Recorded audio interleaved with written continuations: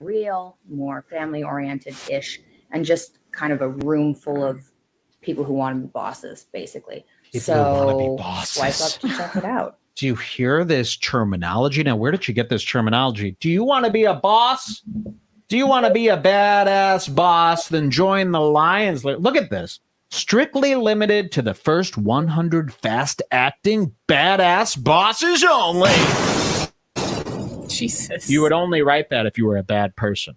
Ready to go from struggling and feeling drained to being filled with high energy and loving your life? Is that a guarantee? Click to play.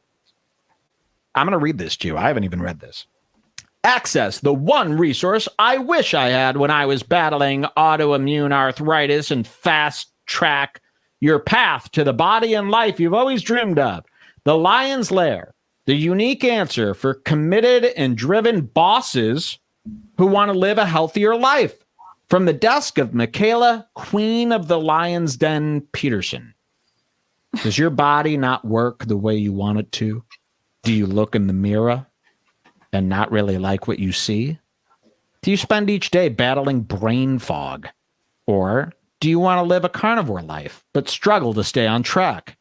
If so, this might be the most important thing you've ever read. Let me tell you a story. This is how the website reads. My name is Michaela Peterson. A lot of people call me the Queen of the Lion's Diet. Weren't we the ones who started calling her the Meat Queen? We and then started she making, adopted that? I'm not kidding. We started making memes calling her Meat Queen. No one has ever called her the Queen of the Lion's Diet. We made memes calling her Meat Queen. Meat Queen. Because it sounds so stupid. So she goes, oh yeah, Meat Queen. Yeah, I guess I'm the Queen of the Lion's Diet. I learned this name after many online talks about changing your life by changing your diet. Oh, I earned this name after many online talks about changing your life. Hire a copywriter Listen for that to how 600. It's this so is confusing. written so terribly. Listen to this line. I earned this name after many online talks about changing your life by changing your diet. What?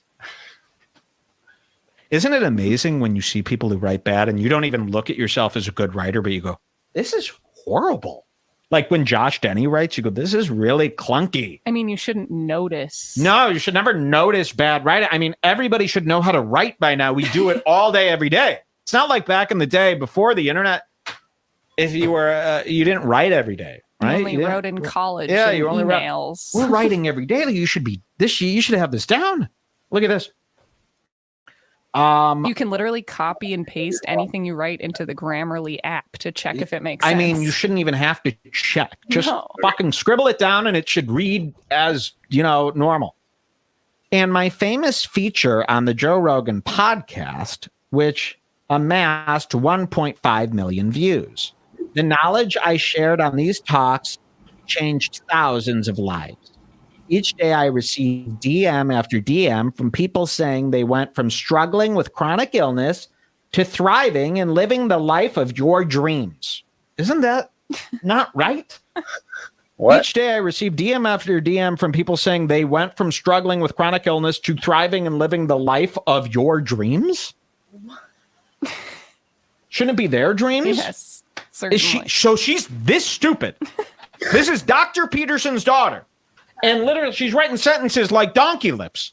Michael Ray I didn't read this. I didn't proofread this. Me neither. This is really disturbing. It's almost like, and then of course the was $1,200, now $600. It's almost like scam websites go out of their way to give you an out. It's almost like scammers. It might be like unbeknownst to them, and they might be doing it subconsciously, where they give you an out. Like when I troll people, I try to give them an out, letting them know, hey, this is a fucking joke. What if scammers subconsciously make a bunch of errors so only stupid people are the ones doing it, saving the smarts? Because if you're smart and you read this, you go, wow, wow, wow, this is bad. No smart person would read this and go, oh, where do I give you my 6? Listen to this. This Or goes you on. want to make sure that only the dumbest people fall for your scam, so they'll never get one. You know over what? on you And or I'm a something little like worried that. here right now. We're going to look at this Tate guy who I guess we have this listener named Thomas, and he keeps bringing up this guy Tate, who he says trained Michaela on how to do one of these schemes. Like this is a practice that is taught by other guys.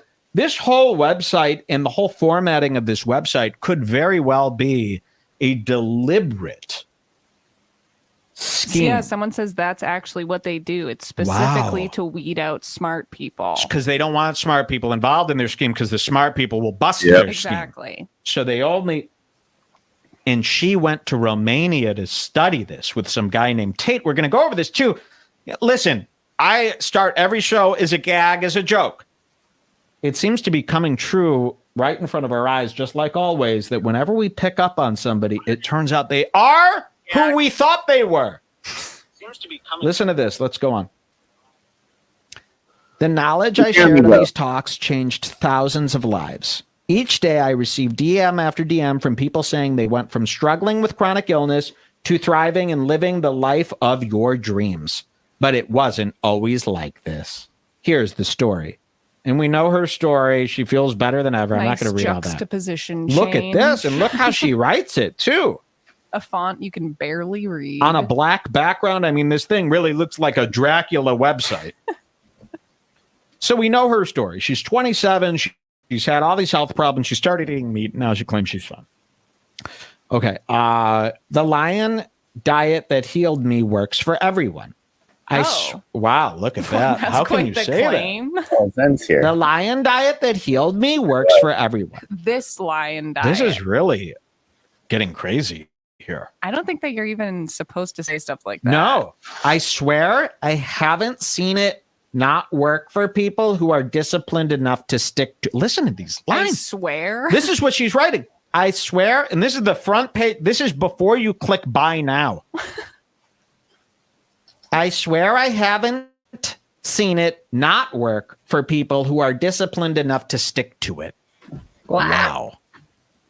But I had to stop doing the consultations. I just don't have the capacity and the time. Well, she had to stop doing the consultations because she's not a nutritionist. Exactly. Isn't that? How what about she mind your originally own said? fucking business? Get a job, lady.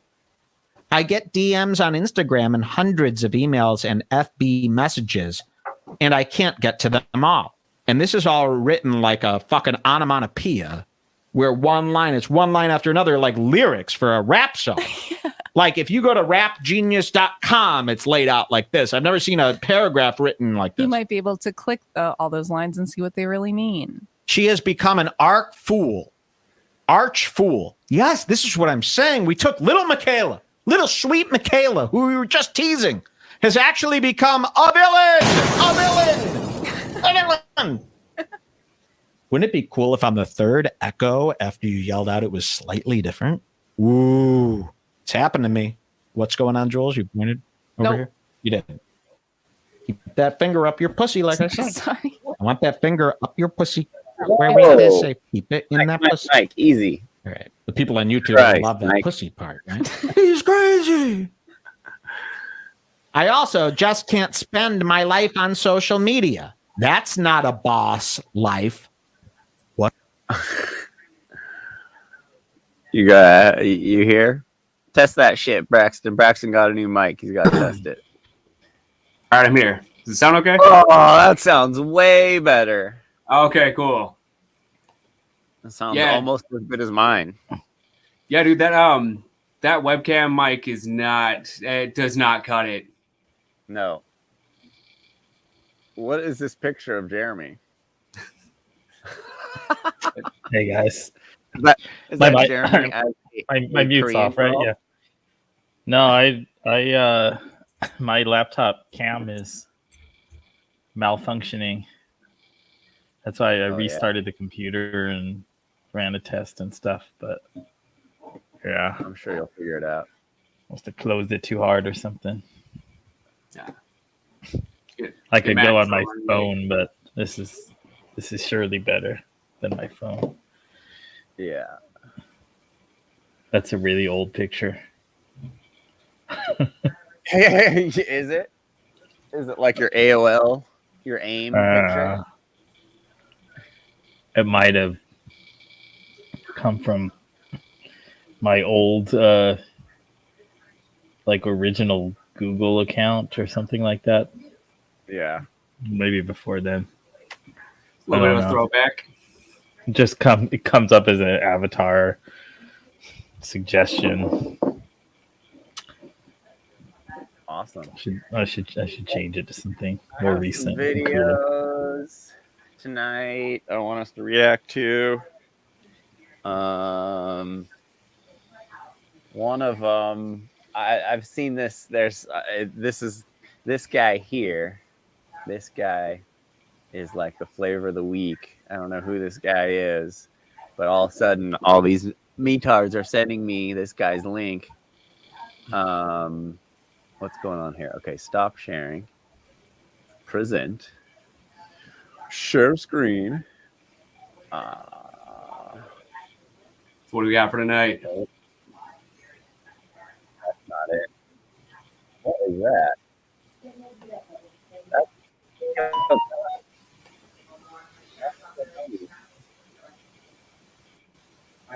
Hold on a second. Sorry. Damn.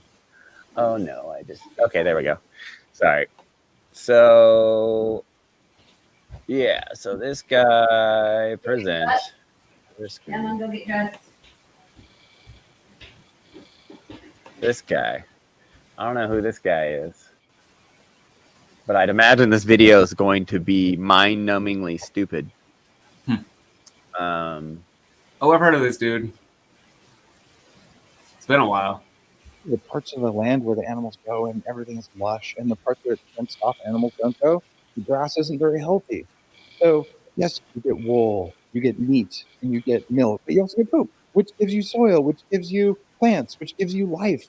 And for people to stand there and say, do you know animals? These sunken-eyed, sallow, unhealthy, disconnected people who think we're somehow meat robots, somehow separate from the cycle of life. It is a mental illness. It is sad. It is spiritually disconnected, and it is the harshest, most evil, and hard to defeat form of spiritual egoism out there. You are killing things to be alive. You better not waste 1 minute of your life. You better not waste 1 ounce of your energy, and to take your time to tell people to do things that make them weak spiritually and physically so you can feel better about yourself while you gaslight yourself about the number of deaths for your tofu. It is wrong. Woo! Okay. A little bit of hypocrisy there. Spiritually, so I'm confused. Church music. Yeah, that's how the band like to call their music. And the band, the Jimi Hendrix. I am having technical difficulties today. What is this? Kind of muffled right now. Oh, there it is. Okay. Yeah, so I don't know. Oh, that's the bulletproof coffee guy? Yeah. Okay. Yeah, right when he said that, it clicked. I was like, that's who that dude is. Yeah. Interesting. Such a dumb trend. I mean, I've heard that whole thing of if you're going to drink coffee, I guess there's something about, like, if you put fat in it, it's supposed to make it digest better or something like that. But, like, telling people to put, like, butter in their coffee. It's just bro science. Yeah, pretty much. And I was wearing those freaky orange glasses. What a weirdo. You know, I wonder if somebody, like a cultural historian or whatever, has some evidence about whether this kind of always happens with a certain segment of males with regard to the sort of vanguard moral issue of the time. Like is there a similar pattern to these guys with when just outright beating your dog with a stick became really culturally unacceptable and people actually started going to jail for it, like where there guys going this is the most anti-life anti-strength philosophy ever conceived, trying to take away the the survival instinct of these humans by teaching them that it's wrong to treat your dog as the master that you are by beating them when they disobey. Like, I really wonder if something like 70, 80 years ago, you could find that sort of mentality about that moral change. I was watching. I started watching Boondocks recently. You remember that kind of hip hop centric? Yeah. Oh, that sounds like something Uncle Ruckus with black people would probably. He probably fit the bill for that.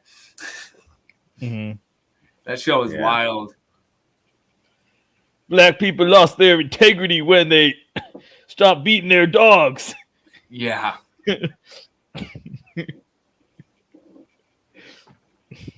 Man. Yeah, so I figure we just watch this just to mix things up a little bit. This video Pretty is good, about pretty autonomous goddamn good vehicles video. and self-driving cars. And you should know that I used to be a bright-eyed and bushy-tailed idealist on this topic, and in some ways I still am. And some people would even call me a fanatic. In fact, let's go check out my car collection. I own a 2023 Model Y with full self-driving beta.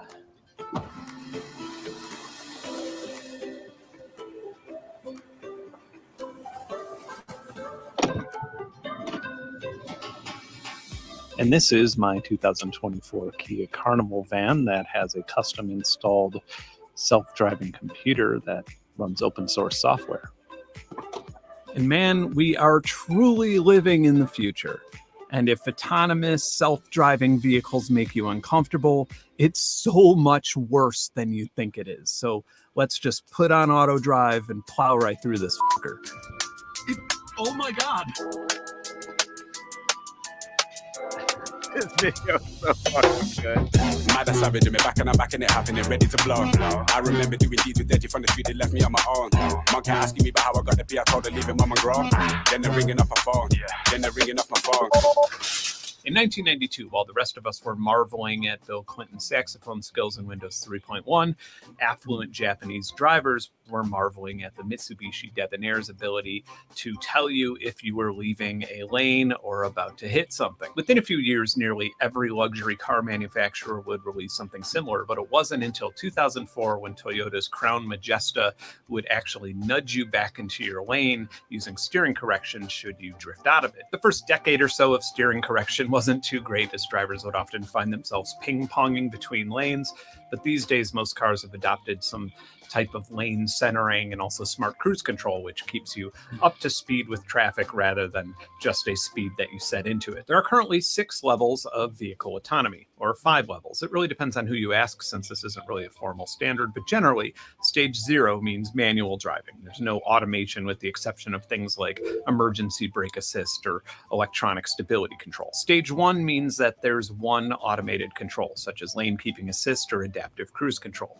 In stage 2, there are multiple driver assist systems at work, such as lane assist and adaptive cruise control. Despite what marketing campaigns might have you believe, stage 2 is as far as we've gotten for consumer vehicles in the USA. You are still required to keep your hands by the wheel and pay attention at all times and be ready to take over instantly. Stage 3 is when you can kind of do something else, like watch a movie or text on your phone. The only clear laws I could find made about stage 3 are in Germany, and you must be able to intervene or take over the car within 10 seconds of a warning. Stage 4 is where the driver can take a nap or not be present in the vehicle at all. This is where vehicles like Waymo or Cruise robotaxis claim to be when spending millions of dollars on lobbying.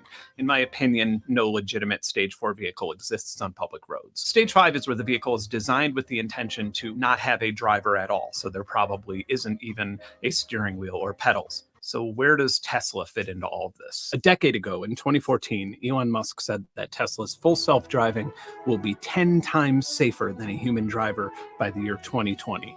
In 2015, he said that we'll have full, complete vehicle autonomy by 2017. In 2016, he said that within 1 year from then, you'll be able to drive from LA to New York without ever having to touch the steering wheel, and the car will automatically charge itself at charging stations on the way. So if you lived across the country and wanted to buy one of my guitars, theoretically, I could just put it in the back seat of my Tesla and have my Tesla deliver it to you. Awesome. A year later, when 2017 happened, Elon Musk said that you will be able to sleep in a Tesla while it drives you places by the year 2019. And in February of 2019, he said, and I quote, "We will be featuring complete full self-driving this year. The car will be able to find you in a parking lot, pick you up, take you all the way to your destination without an intervention this year. I'm certain of that. That is not a question mark. And that's not all. He also promised that by 2020, you'll be able to let your Tesla drive strangers around overnight on the robotaxi network and make up to $30,000 a year in supplemental income. Wow, it seems idiotic to not own a Tesla. And now here we are in 2024. It's like a real life live action Jetsons. All of those things totally happened, right? Right? Tesla's full self-driving beta is stage 2. It's lane centering and some smart adaptive cruise control with a lot of confidence. I'll just be driving along like this, and then every 10 seconds or so, I'll get a message that says, apply slight turning force to wheel, which is my favorite, least stressful thing to do when barreling down an expressway at 70 miles per hour. Don't worry, baby. Autopilot's on. But just the random occasional occurrence of phantom braking and sudden acceleration and steering wheel jerks and things like that make me realize that the big difference between a stage 2 Tesla and a stage 2 Nissan or Hyundai or Kia is just confidence. When an Ioniq or an EV6 hits a sharp curve or a situation that it's uncertain of, it leaves the decision up to the driver. Now, when a Tesla encounters uncertainty, it will confidently. I'll show you an example. As most men in their 40s do, I bought a plastic child and then tried to hit it with autonomous vehicles on a closed roadway. And guess what? Despite what you may have seen in videos like this, the Tesla actually did rather well at avoiding the child when it was barreling down the road. And I decided that this experiment was a success and cruise controlled it over to the prop and camera stuff. With cruise control still on, the car braked for the child, stood stationary for a bit, and then suddenly accelerated over the child and sped up until I manually braked and took over. Oh my God, it just mowed down the child.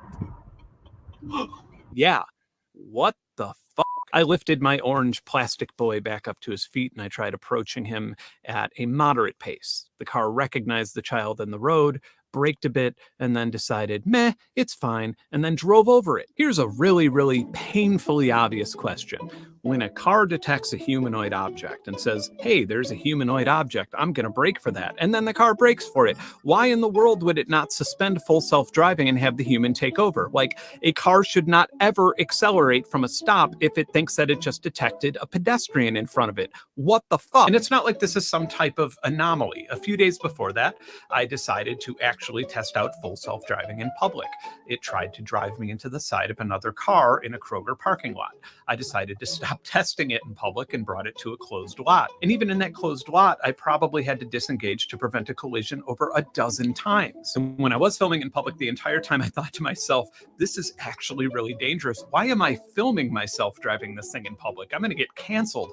But like close to 400,000 people are using this exact shitty system or an even older and shittier version of it on public roadways. And a whole lot of people from Elon dick riders to Tesla investors are really defensive and full of shit when any sort of claim about full self-driving safety comes up. In fact, last year when The Independent published footage of a Tesla hitting a child mannequin in a controlled test, not only did Tesla threaten them, but Hallmark's catalog argued that full self-driving cars can detect the difference between false pedestrians and true pedestrians, and then literally asked for somebody in the Bay Area to volunteer to have their child run in front of his Tesla to prove it. And sure enough, just when you think that you can't possibly hear anything stupider than the paragraph that just came out of my fucking mouth, in a now removed YouTube video, Tad Park, a private equity CEO heavily invested in Tesla, decided to volunteer his child to play Russian roulette with full self-driving beta. So far, so good.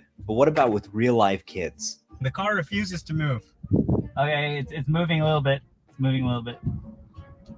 Let's set it to 40 miles an hour, just like Dan O'Dowd's test. And thank fucking God it didn't do to his child what it's done to mannequin children in tests. Okay, honey, daddy is balls deep on an option ETF for one of Elon's broken promises that daddy's also hedged with Bitcoin. I'm gonna need you to go help daddy out and go stand in front of the 4,000-pound self-driving vehicle that's being beta tested. There's been tons of both formal, well-funded research and independent research from concerned Tesla owners. AI Addict, for example, has set up all sorts of test scenarios on private roads, including, but not limited to, fooling Tesla's driver monitoring system with stuffed animals and even an inflatable bottle of champagne while plowing through a closed road sign and also plowing through a moving child mannequin walking its dog. And just like in my experiences, a lot of the time the Tesla will detect a pedestrian, brake, and then be like, nah, it's probably fine, and go on to commit vehicular homicide and a hit and run. The reason some of the old autopilot running over children tests are safer than others isn't that complicated.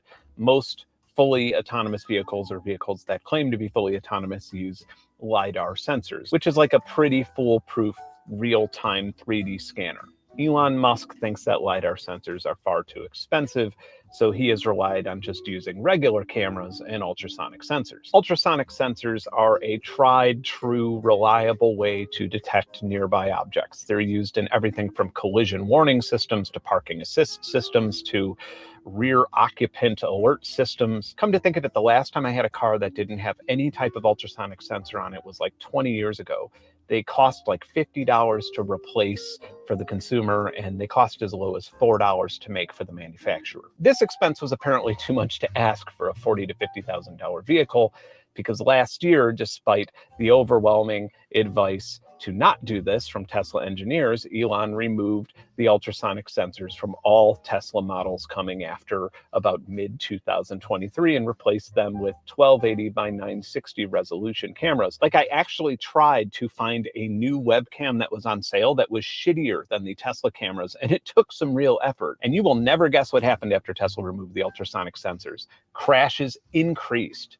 Like, who could have predicted that other than all of the Tesla engineers who predicted that? In fact, Auto Park Summon and Smart Summon are not even available on this vehicle. Like, today, a year after I leased this vehicle and paid for these features, they are still listed, advertised, and sold on Tesla's website for this model of car. But if you're like most people and think, well, surely they can't just boldly advertise something and sell people something that doesn't exist, then you're wrong, because they do, and nobody seems to give a shit. Despite really regretting leasing a Tesla, I'm still a huge enthusiast for this technology, and I'm both personally and professionally very involved with emerging AI applications. Right after this here video is done, I'm driving thousands of miles in the US and Mexico for a giant documentary project I'm working on, and I have a luxurious, sexy 2024 Kia Carnival travel van. Actually, let's go hang out in it. So being a professional musician for 2 decades who toured, who utterly hates flying, means that I have spent a staggering amount of time sitting in a car traveling across country. It would usually on average be between 18,000 and 25,000 miles per year. And for reference, the circumference of the entire Earth is just under 25,000 miles, which is not as big as the circumference of my Zur, the star in Ursa Major. So way back in the day, in the early 2000s, I'd drive from like Chicago to LA in a straight shot because I was a broke musician. I didn't want to spend the money on a hotel room. And obviously I would have a lot of coffee and energy drinks and things like that. But there was this period where I discovered this little stay awake hack, and it was microdosing on LSD. And I feel like anybody who's never taken acid before is just reeling back in horror from hearing that I was taking LSD while driving. And anybody who has done acid before, or especially microdose, is probably like, huh, that's pretty clever. So in 2017, I was finishing up like a 5-week tour, and I drove from the middle of Iowa to the middle of Georgia. And that's like a 16-hour drive or something, but it was nothing that I've never done before. And I woke up in Tennessee somewhere to the sound of my SUV banging as it was going off of the road into the grass in the center of an expressway. Fortunately, I didn't hit anything but plants. The SUV didn't even roll. I managed to get off the expressway safely and go rest. But it was right then when I decided that the next time I drove anywhere out of town on an expressway for more than a few hours, it would need to be in a vehicle that had lane departure warning, lane keep assist, and a driver alertness monitoring system. And that's worked out very well for me since then. And it turns out that that works out very well for everybody. So PARTS, or Partnership for Analytics Research and Traffic Safety, published what is probably the most complete and unbiased research one can find on driver assist systems. In vehicles made between 2015 and 2020, it turns out that lane departure warning and lane keep assist reduce the chances of an accident by about 9%. If you think that's cool, it turns out that forward collision warning in combination with automatic emergency braking reduces the chances of you rear-ending somebody by over 49%. And overall, it seems like if all of these things are enabled, you're 19% less likely to be in a collision. That's 1 out of 5 accidents prevented. Not bad, right? So what about Tesla? Well, it depends on who you ask. Elon Musk has and will repeatedly tell you that Tesla's full self-driving is much safer than human drivers. And if you believe that, you need to get your head checked. Now, according to insurance companies, Tesla owners get into 22.54 accidents per 1,000 drivers, making it the most accident-prone make of vehicle. Although, to be fair, the insurance companies did not publish their methodology, and I do think there's a strong possibility that these are lazy stats that didn't account for the overall amount of vehicles on the road to find an overall average, as the 3 safest makes are defunct manufacturers. But I do love a deep data dive to find an answer. And according to Elon's own words in an April investor call, there have been 150 million miles driven with full self-driving beta, which would average out to about 375 miles for each of the 400,000 cars that purchased it. If you were to weigh that against the 736 full self-driving crashes and the 17 fatalities reported in this time period, that's 11.3 deaths per 100 million miles. So now, in comparison, last year human beings averaged 1.35 deaths per 100 million miles. Now, all of this is rough math, since the NHTSA hasn't even required companies to report autonomous crash data until 2021. But when the rough math indicates that full self-driving beta is over 10 times more dangerous than humans, it's pretty clear that the CEO that constantly lies about everything is lying about the safety of his own controversial technology. This popular misconception of, well, actually, autonomous vehicles are safer than humans, it requires you to imagine the worst driver you encountered in the last week when, in fact, despite the amount of frustration we feel on a day-to-day basis when commuting, humans are actually pretty badass at driving. Look no further than those giant crazy intersections in Africa or Asia, and then imagine a bunch of Waymo robo-taxis trying to figure that shit out. I bought this particular make, year, model, and trim of van for reasons other than the super sexy burnt orange seats.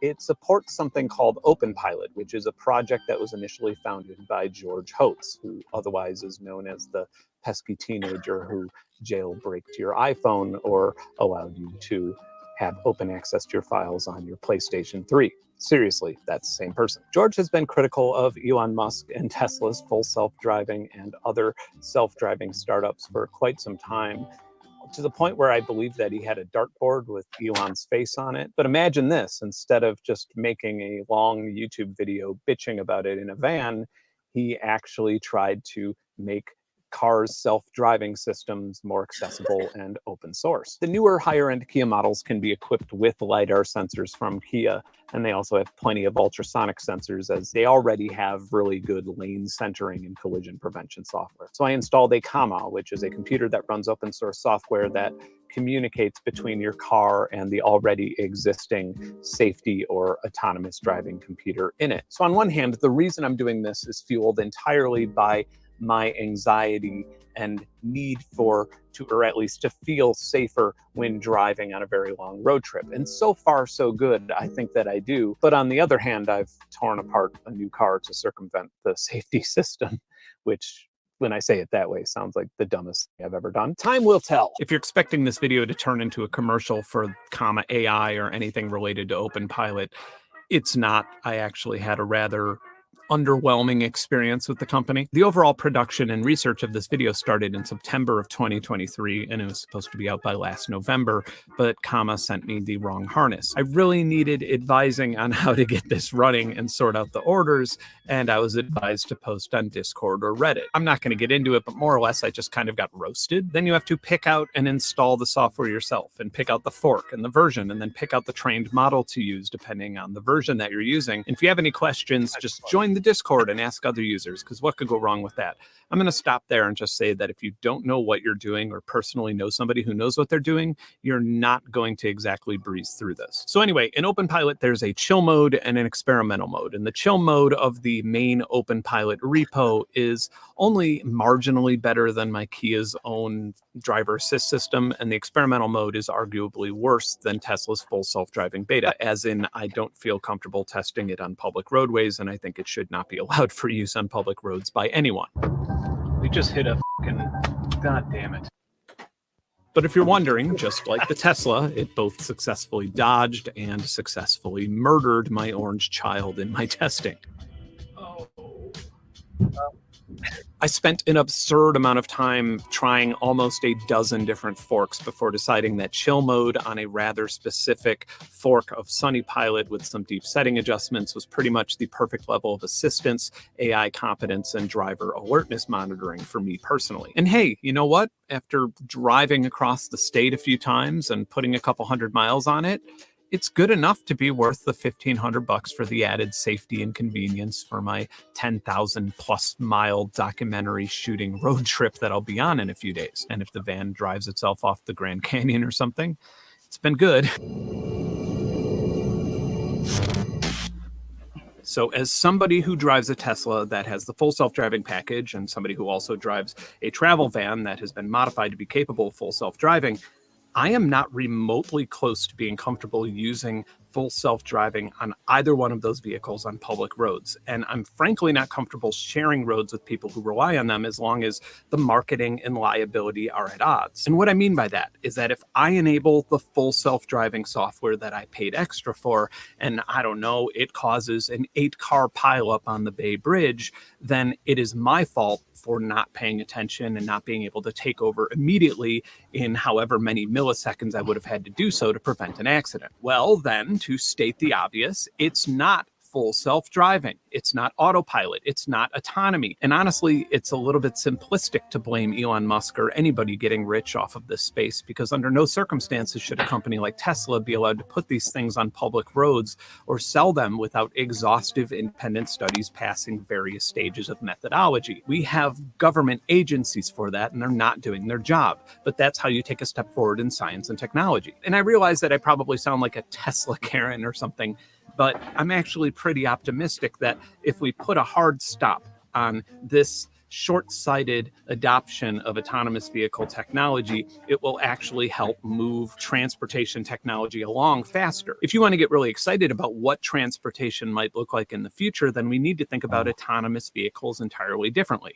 Hear me out. Come on. Using what is referred to as BOIDs, which was an artificial life program from 1986, one can make a pretty impressive autonomous BOID with less than a few dozen lines of code. It can explore on its own, it can avoid obstacles or collisions, and it can find a route to a destination. It is AI, but it's hardly what we would consider AI by today's standards. There is no neural network or even any machine learning involved. When you start placing a lot of BOIDs together, and tell them to head in whatever direction they want under the sole condition that they don't collide, it starts looking a lot like those crazy intersections in Vietnam or Meskel Square in Ethiopia. But when you start to tell them to all go in a particular direction without colliding, something really cool happens. It starts looking like a school of fish, expanding and contracting to allow new BOIDs in rather than making them wait to merge. When you add in a whole lot more BOIDs to that, they start creating a sorting algorithm that immediately gets more complicated than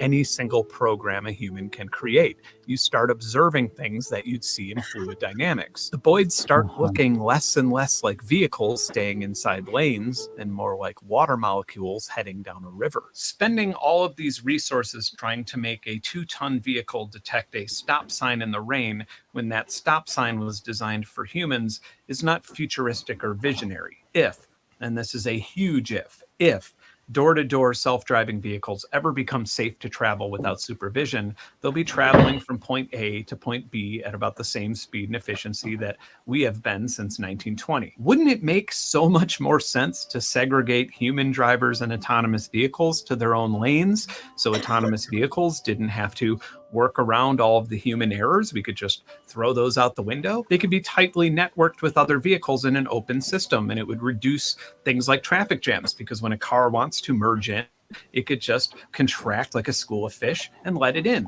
You wouldn't need to They'd also be able to draft off of each other and get better gas mileage. Yeah, for sure. recognize traffic lights, because there won't need to be traffic lights, because traffic lights are signs for humans. And more importantly, and obviously, passenger safety of the system would be designed and regulated by the Department of Transportation. Not this guy, not any CEO or company. You've paid. I disagree with this guy at that point.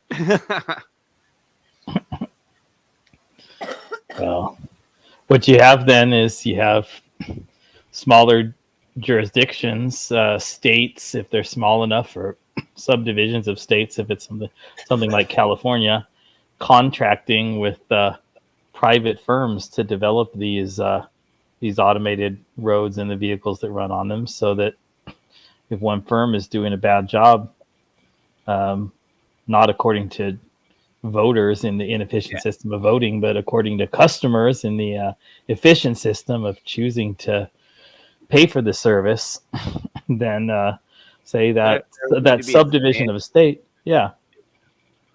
all you need is competition between. Industry agrees to use, which is obviously something like that technology he was just talking about. Yeah, standards developed around railroad gauges at a time when there was substantial true competition among a dozen major railroads, railroad companies. They knew that that tech was fucking better than what they had, so might as well use it. Yeah, there wasn't a problem of everybody using a completely different gauge in the 1800s and then they like electrified it, so that if any of them disconnected, then alarm would sound, and there were a bunch of cool. Yeah. So you can have competition in these things. You know, there's a space between just having roads and then everybody being a complete individual in charge of their unregistered vehicle version of libertarianism. Leaving it all to the Fed, though. And one standard for all of society that's run at the highest level of government.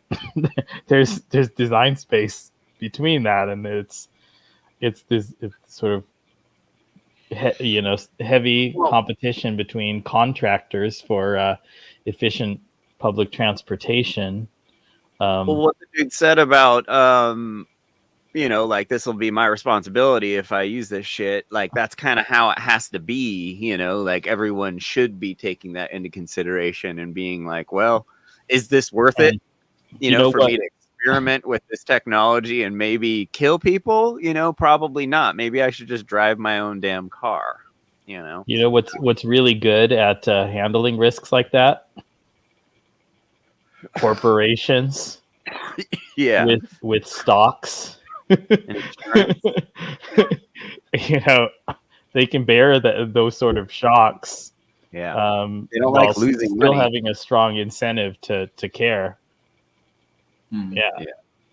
Individuals can't do a very good job at that. As an individual, you're just going to say, oh crap, I can't survive if I don't use this thing, so I'm just going to use it and cross my fingers.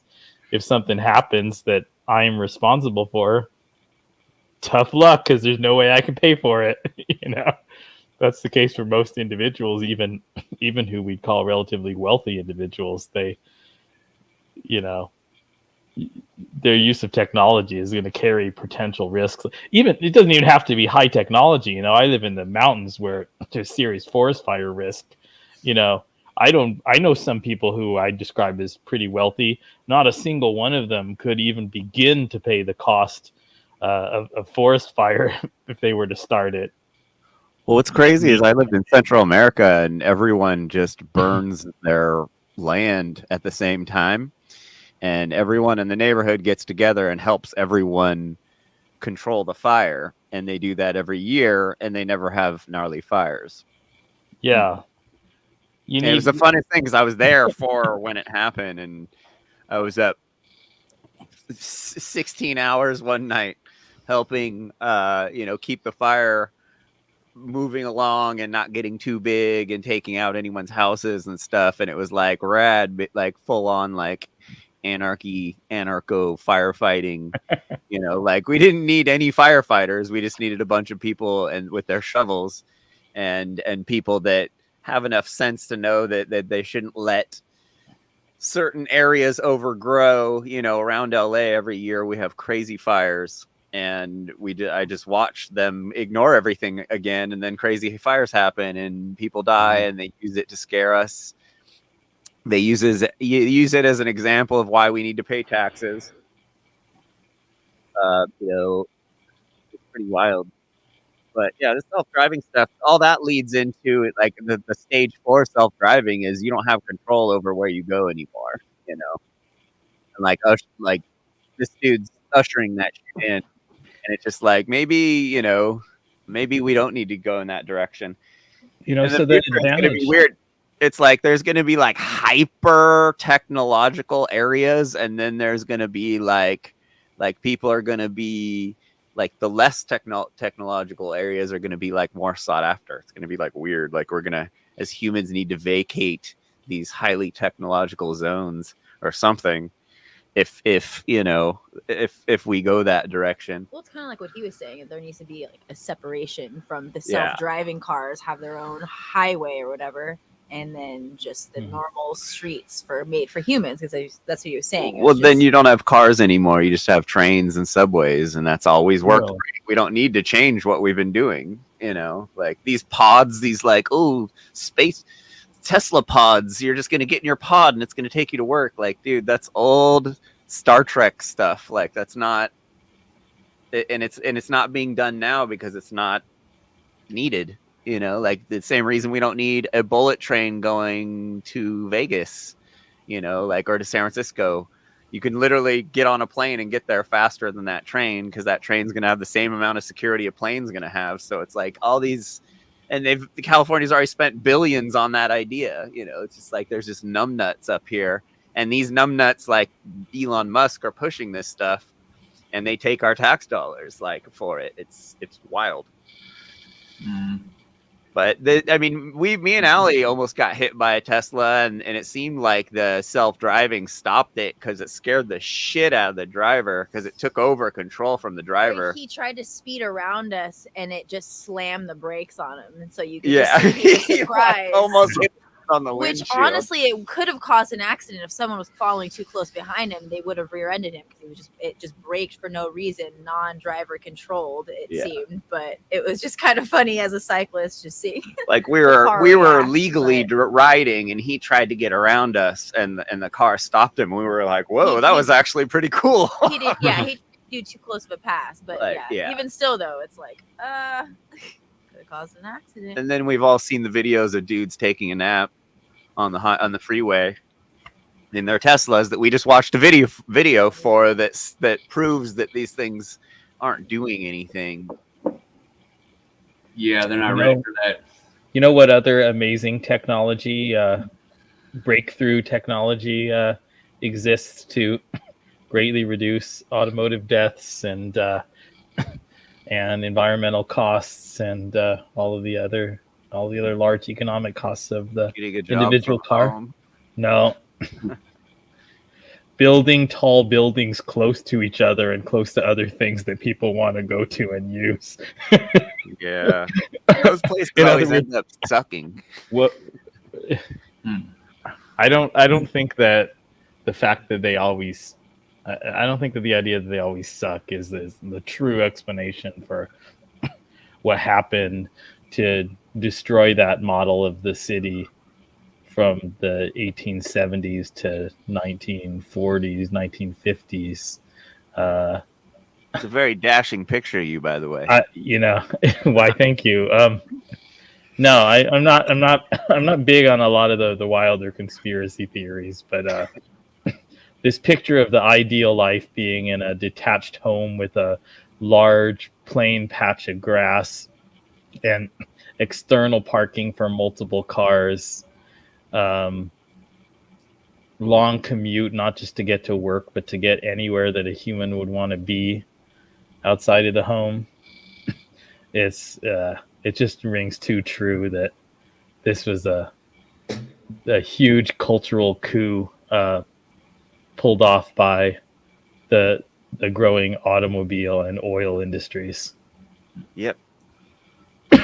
all Elon is a front for is socialized all that stuff. You know, The suburbs are just like this huge con.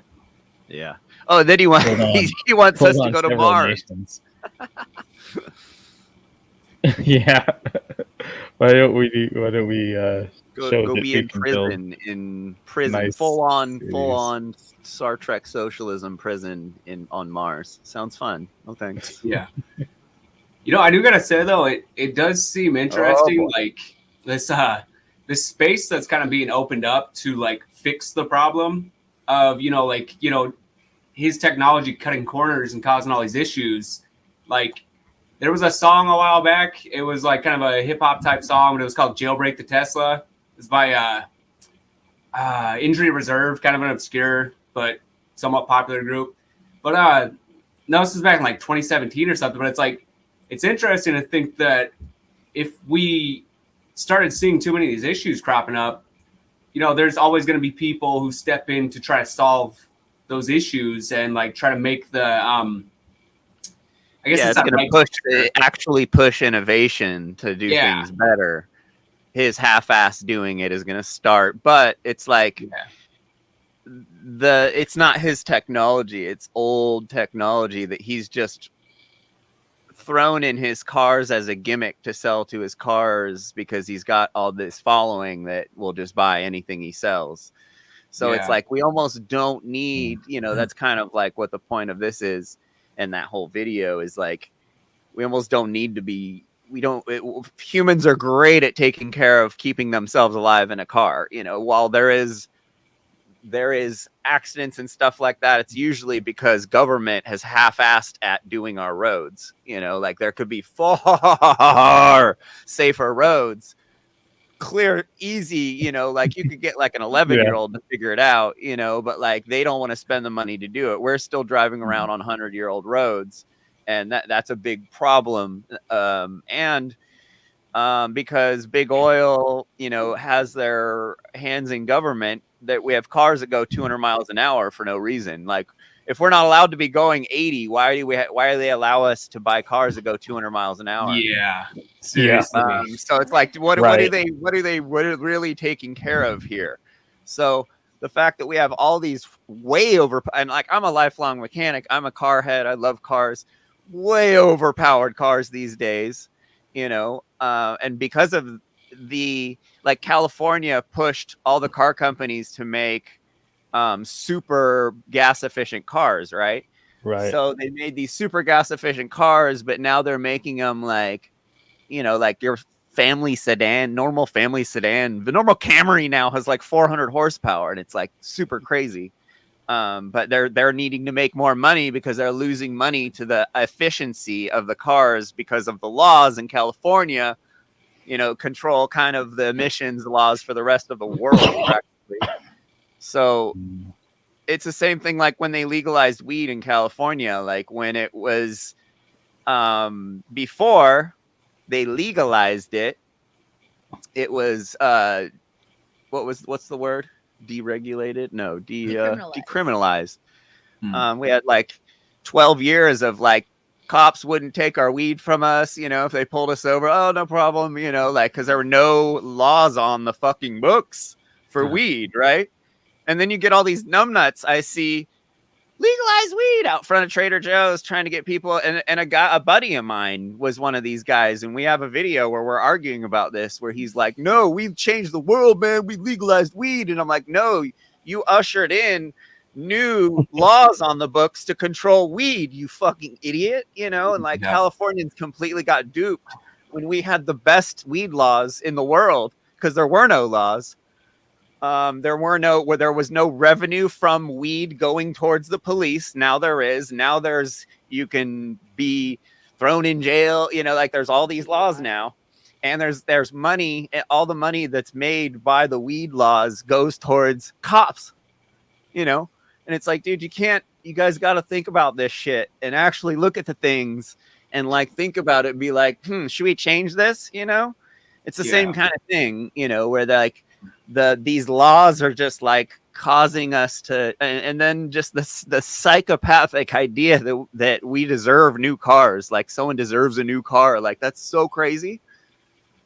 Libertarian, these people hate when I talk about this shit. Like when you buy a new car, you're creating a new tax entity as if you are creating a new human, but that human is going to that car is going to immediately start generating revenue for the war machine, basically.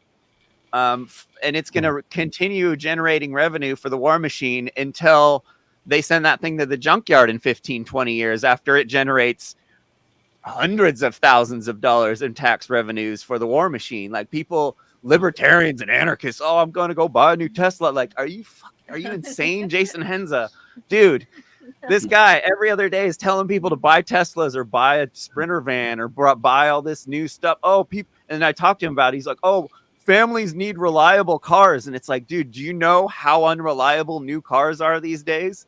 They make them to wear out in 60,000 miles. Like they aren't better now than they are before, you know, like, and it's just this like buy new stuff mentality. Like that's what you are most enslaved by. You know, it's not the government. You complain about the government all the time, but then you're making these fucking decisions that are taking your freedom away all day long, and you're blaming on the government. And it's like, no, dude, it's wild.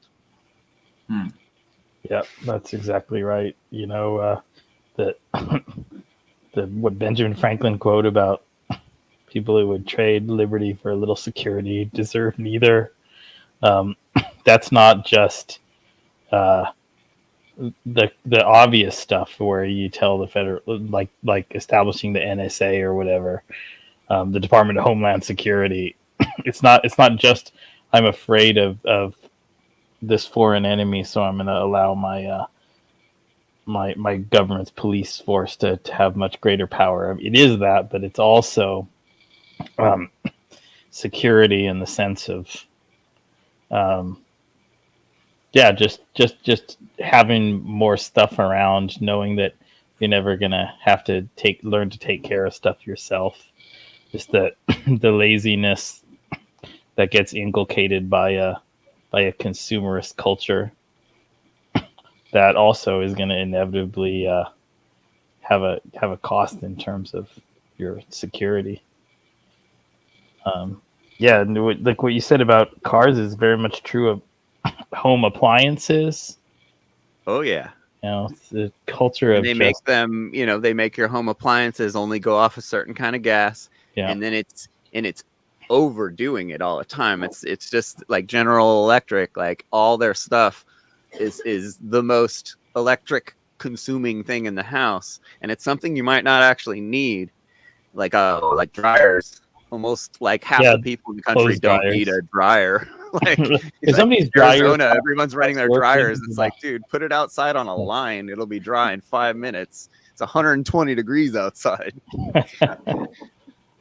Yeah, and you don't need that many clothes, and you don't need to wash them as often as people are trained to think, and just all of this kind of stuff. We've lived in an RV for a year and a half, man. It's been wild looking at how little we consume. We buy, you know, propane. Our generator makes electricity off propane. We have solar. You know, compared to people living in houses that just have endless everything. You know, when you live in a city, you have this, you know, this like there's this psychopathic waste going on. What's up, hard hat? You know, where they just set you up so you can just use as much as possible. You know, and that's like a product of these tall buildings that are right next to each other that, you know, that are at 100 years ago may have been an efficient way of setting things up, but it's probably not the case anymore. I think we're going to have a big disagreement there.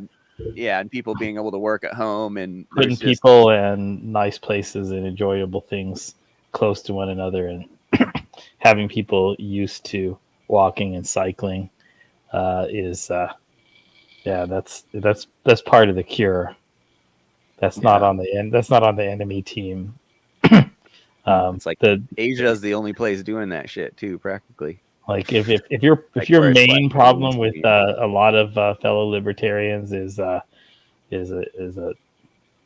overly extreme love of technological innovations, then mine is my problem with them is a dislike of well designed cities, and I think a related dislike of being too close to too many other humans. You know, there's that kind of strand that runs pretty strongly throughout libertarian culture, and it can be nice sometimes, but they're under this intense illusion that living way out in Idaho and having to drive their big old truck everywhere, and having to have these extremely inefficient roads constructed to go out to some place where there are only a couple of hundred people making any use of the roads, compared to good urban planning, compared to what a lot of East Asian and South Asian and European cities look like. Yeah, I was just gonna say it's like a lot of you see like the old villages of Europe that have been modernized, and there's like no room for cars anywhere. It's just all these houses that are kind of connected. You have to walk to get to your house. They have parking lots, but like it's just way more efficient, and it's way more conducive to having a healthy lifestyle, having to walk a little bit every day, or just not drive. And you can be really individualistic and really libertarian, and and learn to have a good life, seeing thousands of people you don't know by name on your typical day. I don't get that. That's some sort of pathology of a few individuals that somehow got itself attached to the basic concepts of libertarianism.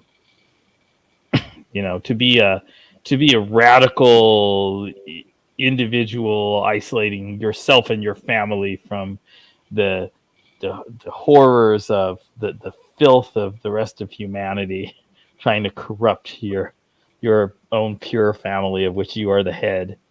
That overlap between paleoconservatism, I guess, and libertarianism is something I have a pretty big bone to pick with. Oh yeah. I think it's a lot of those people that have, looked into a little too many of the diabolical conspiracy theories, and they're thinking that like we're minutes away from just everything just going to chaos. So like they've dug in too deep on this idea that like, being isolated, that's the only way to be, and so you should put all your money into, being a prepper basically. Like yeah. And they're exactly wrong. The best place to be in a civilizational collapse would be in a neighborhood block with several large buildings, so that you have some defensible structures, and you can assemble a platoon of 30 strong, able-bodied men in order to defend all the like a cul-de-sac on a women, hill. children, and elderly within that space. Yeah, for sure. Not your own little farmhouse with just one man, one woman, and 5 Bugging little out kids. is going to be war. Like, like good luck we with kind of that. talked about that last week with Hard Hat. Like, the idea of going out somewhere and being in the middle of nowhere, and if something happens, still being able to be alone is just completely realistic. Like there's going to be so many people with that same idea that and everybody's going to be super prepped, and everyone's going to be have all guns, and it's like you got too many personalities clashing when you can stick around, like he said, and like have a small community and to start over again. The most vital people in a civilizational collapse sort of scenario are not going to be the people who the preppers think. Yeah. All the zombie They're movies. going to be the people who can quickly and effectively, peacefully organize groups of families into the sort of basic building block communities. People who have the skills that like good clergy and teachers and local politicians do of solving interpersonal conflicts and building, rebuilding civil bonds. The people who know how to do that are going to be able to find the groups of a couple hundred people that are able to keep each other around, reestablish, division of labor. And it's not going to be the single nuclear families like in their hold off with their guns and ammo trying to protect all their pantries full of canned foods. Yeah. I haven't seen that many successful examples of communal living, especially in the United States. Yeah,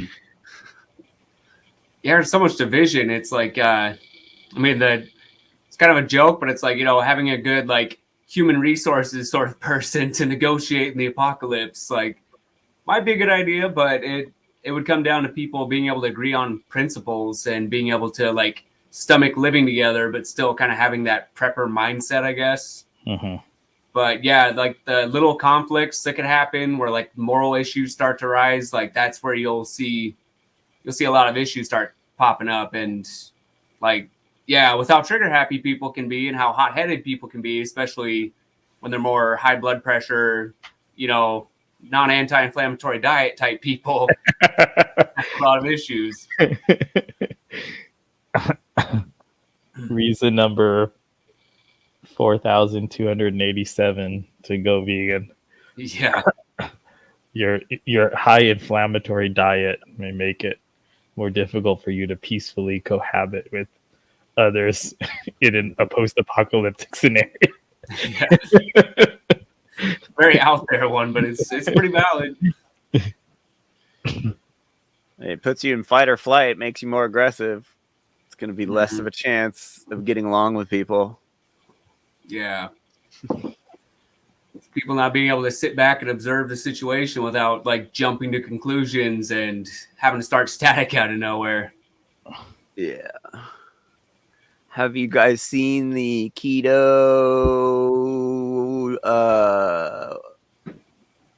lady, the keto what did she have? Stroke? The keto stroke lady? Yeah. Not yet. I think I saw something about that. Yeah. I didn't get a chance to watch video. Did you? I saw some Twitter X conversations. I haven't seen the video. So she was like a keto influencer, like Beauty Past 50 or something is her name. Like, so she was like doing the whole keto thing, old lady beauty stuff. And then she had a stroke.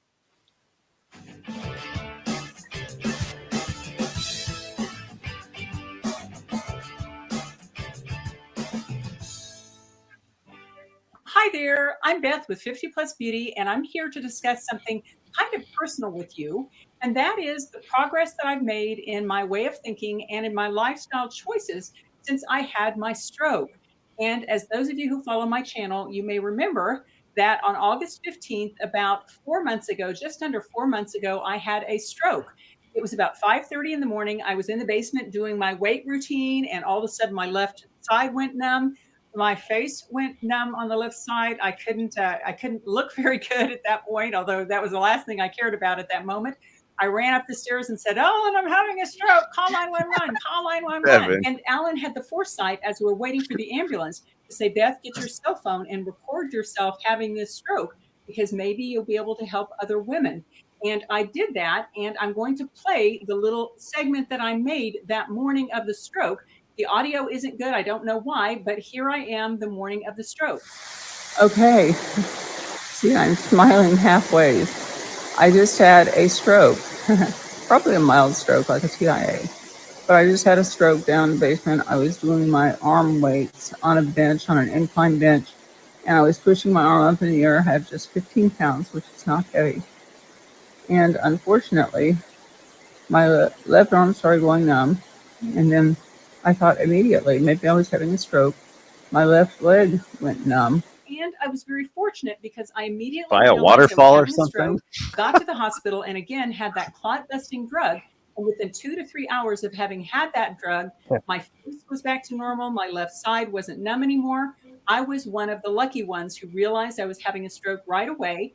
And in fact, just 3 days later on that Saturday, I made my first video about the stroke and the Be Fast. And if you haven't watched that, I hope you will, because in that video, I do a little education to all of my viewers out there, help them identify if they or a loved one is having a stroke in order to get them to the hospital right away. So hopefully they can also have that life-saving clot buster drug. Well, the doctors were amazed in the hospital that I had had a stroke because they said, Beth, you have none of the risk factors. You're slender, you're not overweight, diabetes, you don't have known heart disease, you work out, you eat well, at least they thought I ate well.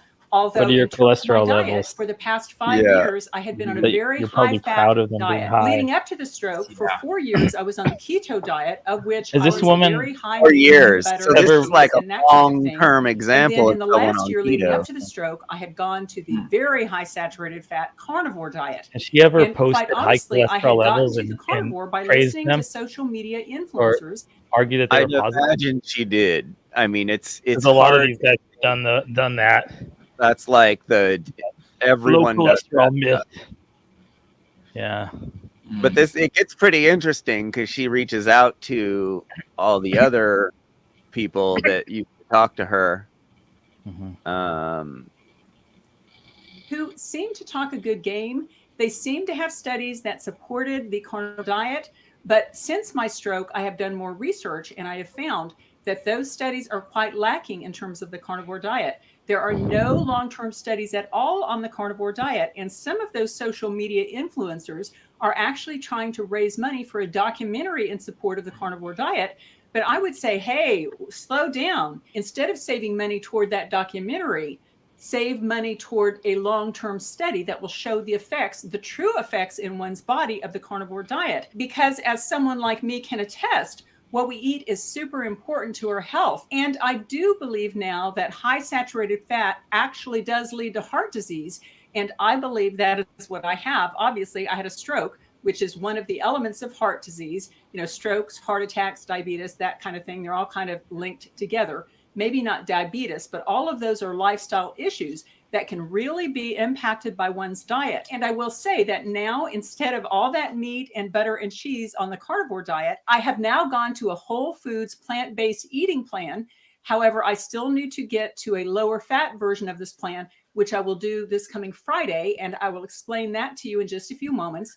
But I will tell you that, like many of you out there, I originally loved the carnivore diet. And about 2 weeks after I had that stroke, I had done some research and I found this one cardiologist who supported the carnivore diet. And I made that video 2 weeks after the stroke stating that I plan to remain on the carnivore diet. That was before I started to do more research on strokes in general. And in fact, the American Stroke Association gave me a horrifying statistic. They have found that 1 in 4 people that have a stroke are likely to have a second, usually more serious stroke the second time. And after what I went through, it was very important to me to do the research and to get on a program of health support that would keep me from ever having a stroke again, that would keep me heart healthy. And I will say that in that first video, I offered to reach out to Dr. Ken Berry because I wanted to get his take on this. I wanted to hear from other carnivore influencers. And with the exception of one influencer, Bella, the steak and butter gal, she did reach out to me and we did do a short video about my decision to remain carnivore. But none of the other influencers that are in the carnivore sphere reached out to me. And I know they knew about my video because how can you miss it? It had 100,000 views. And here I was in the thumbnail, you know, having had a stroke on carnivore. And I did try to get Dr. Ken Berry, but I emailed him several times and I was never able to get a response from him. And I would still like to have his response, quite honestly. And first, let me tell you that I had a life-threatening experience. So that made me jump in and do a lot more research than I would have had I just been going along on the carnivore diet. I was largely believing the things I was hearing, and they were kind of surface, but I knew a lot of people reported good results and I felt good on it, so everything was fine. But I am not saying that anyone out there should not do the carnivore if they want to do it. Every one of us is different, and we all have our own goals and we all have our own beliefs.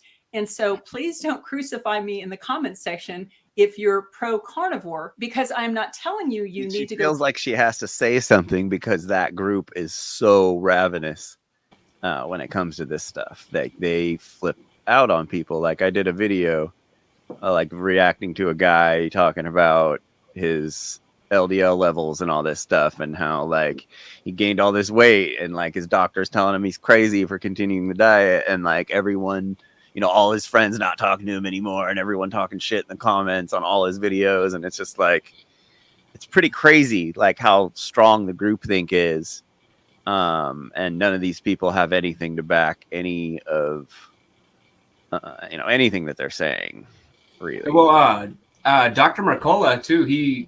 I sent you a video on that a while back, but he like basically turned his back on the whole keto diet, like, keto, carnivore, kind of the same thing, but he turned his back on it, and he started copyright striking people, anybody who was sharing a clip of him saying that he was no longer recommending it and breaking down why.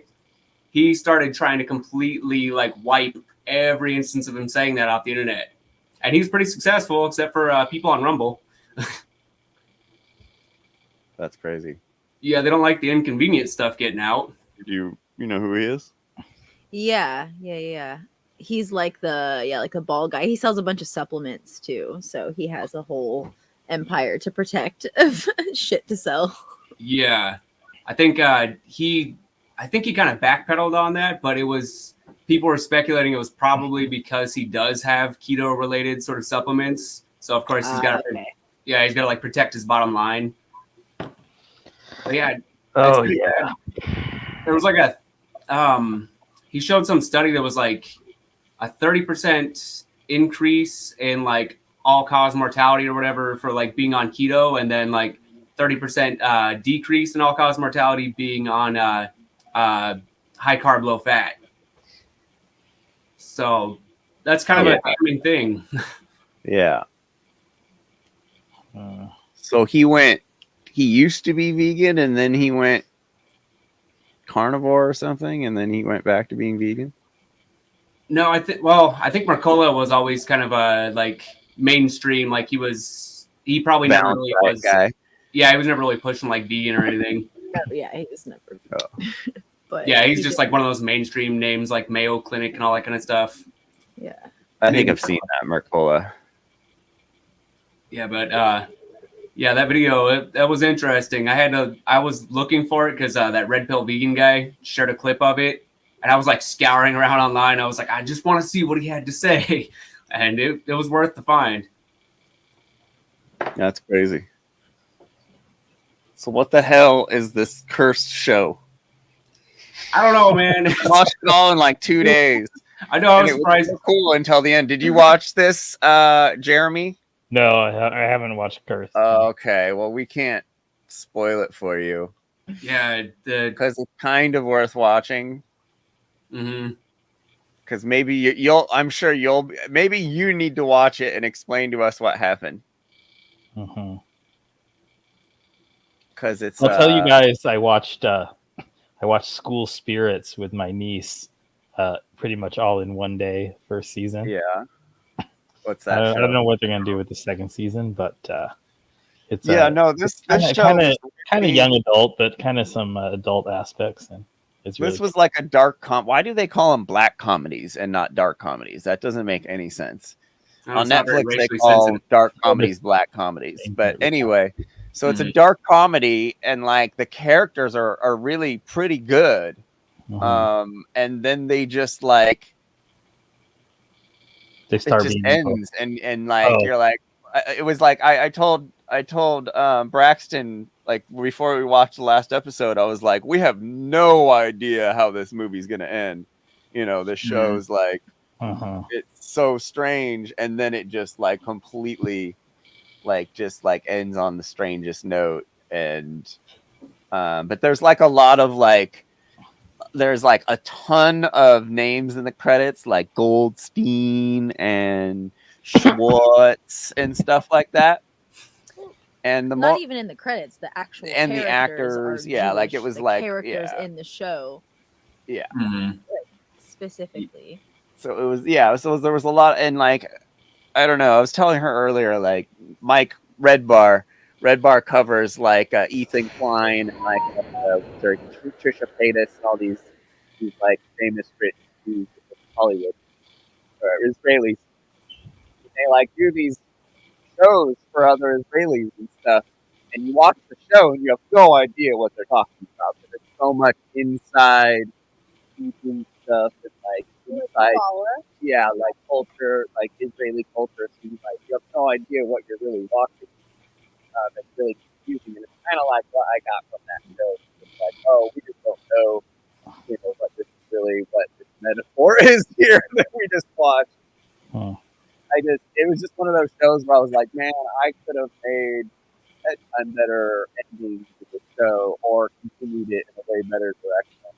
It was just kind of, it was weird. And what's that, H24? What's the production company? A24. Yeah, they make kind of strange movies. Did you watch that movie? I was about to watch it last night, and then I realized like 11 or 12 rolled up, and I saw how long it is. So I'm probably gonna watch it either tonight or tomorrow. Yeah. Have you watched Midsummer, Jeremy? Yeah. Oh, yeah. That was good, huh? Yeah, it was pretty amazing. I saw it in a kind of old fashioned theater with no way, nice That's comfy seats, Yeah. where you can get a beer. Yeah.